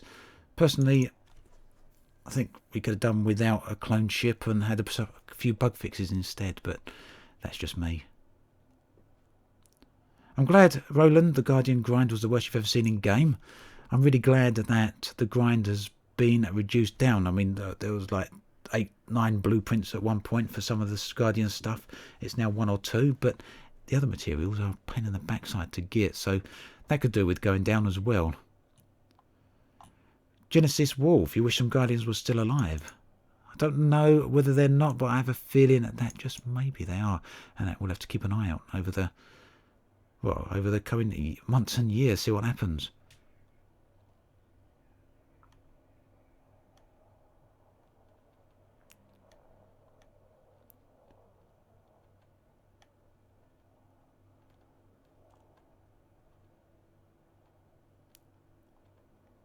Just scrolling down chat here a bit more. One of the reasons, this is from Strawberry, mentioning that there's no ability to change the HUD on the colours, on the HUD colours that is on the consoles. So from what I understand, and I've asked this from Frontier directly, from what I understand, that the HUD was one of the first things that was put in the game, effectively, and I'm paraphrasing here, so I'm not a technical guy, so if I've got this incorrect, then that's fully on me rather than what Frontier said. But my understanding of what I was told is that the HUD was one of the first things that was put in the game, and all the other systems were then built on top of that. And now it's very difficult to, it's like a stack of cards basically. If you make any changes to the HUD, then all the other stuff will also have side effects, and that's one of the reasons you can't mod the HUD on the consoles, because basically it's a lot of work to get that done without causing other problems. Yeah, I don't know why they're hesitant about the colourblind mode. Makes no sense to me. I know that DJTruthsayer's put it to quite some senior people in Frontier making the request, but if you want to go to DJTruthsayer's Twitch channel, you could probably talk to him directly about it. I'm sure he'd be willing to have a discussion with you about that, because I know he's very, very keen to have a colourblind mode in the game.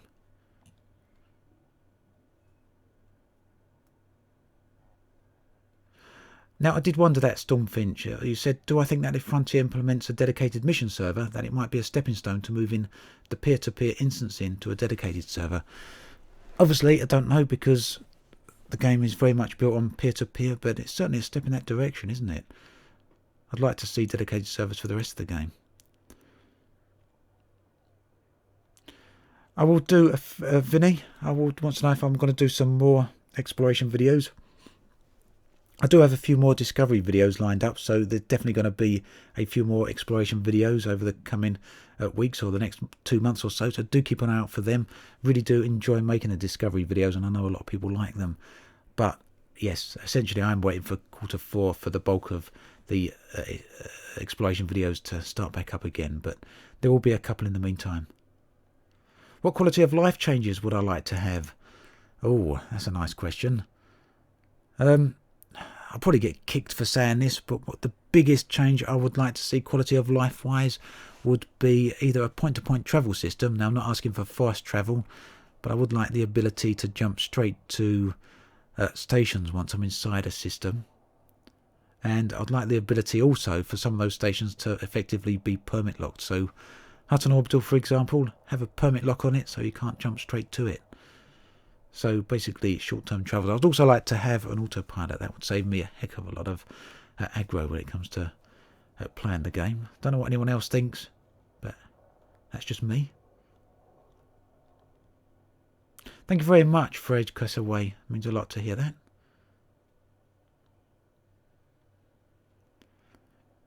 Yeah, Craig, I'd like to see the game fleshed out as well. There was a lot more fantasy elements in the first Elite. There's a whole lot of different alien races. If I remember, the lore even spoke of cat-like races, like feline races. So, yeah, I'd like to see a bit of a return to that. I like the hard science fiction, but it's nice to have the bit of extra stuff as well, isn't it? I think some people did mention people buying a second account for the Gnosis event, Pubo. I'm pretty sure. I can't remember who brought that up. I'm pretty sure a few people did. No idea, Vinny, why the ice planets were pulled. My hope is that Frontier are working on atmospheric worlds and that ice planets have been pulled because they're going to release them along with that. But who knows? So many unknowns at the moment, far too many. Another comment, this one from Tony Jackson, about the colourblind mode, as well as missing audio prompts. Yep, does seem odd.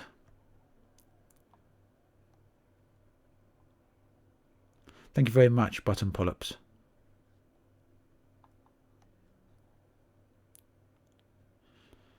Oh, sorry to hear that, Anthony. You come back from your journey towards Beagle Point for the Gnosis. I think a lot of people have done that, and that's part of the reason for the uproar from the community, and I can totally understand that. You're very welcome over it. Glad you've enjoyed it.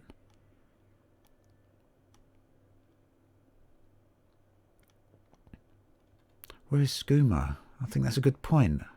I'll have a chat with the others and see what they have to say about that.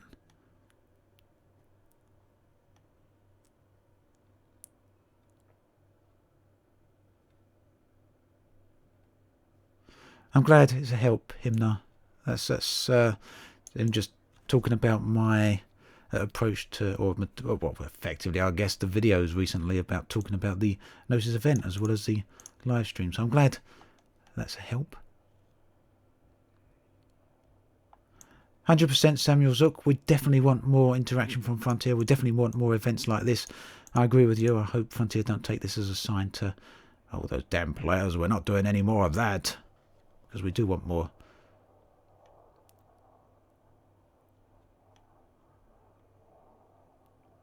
They just need to get it right.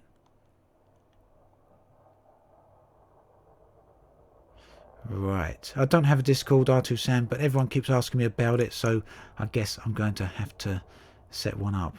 Where's the best place to encounter the Thargoids? Well, right now, Simon Mans, it's in the system I'm located at right here. I'll go across to the navigation panel so you can hopefully get that. So on location on the top left.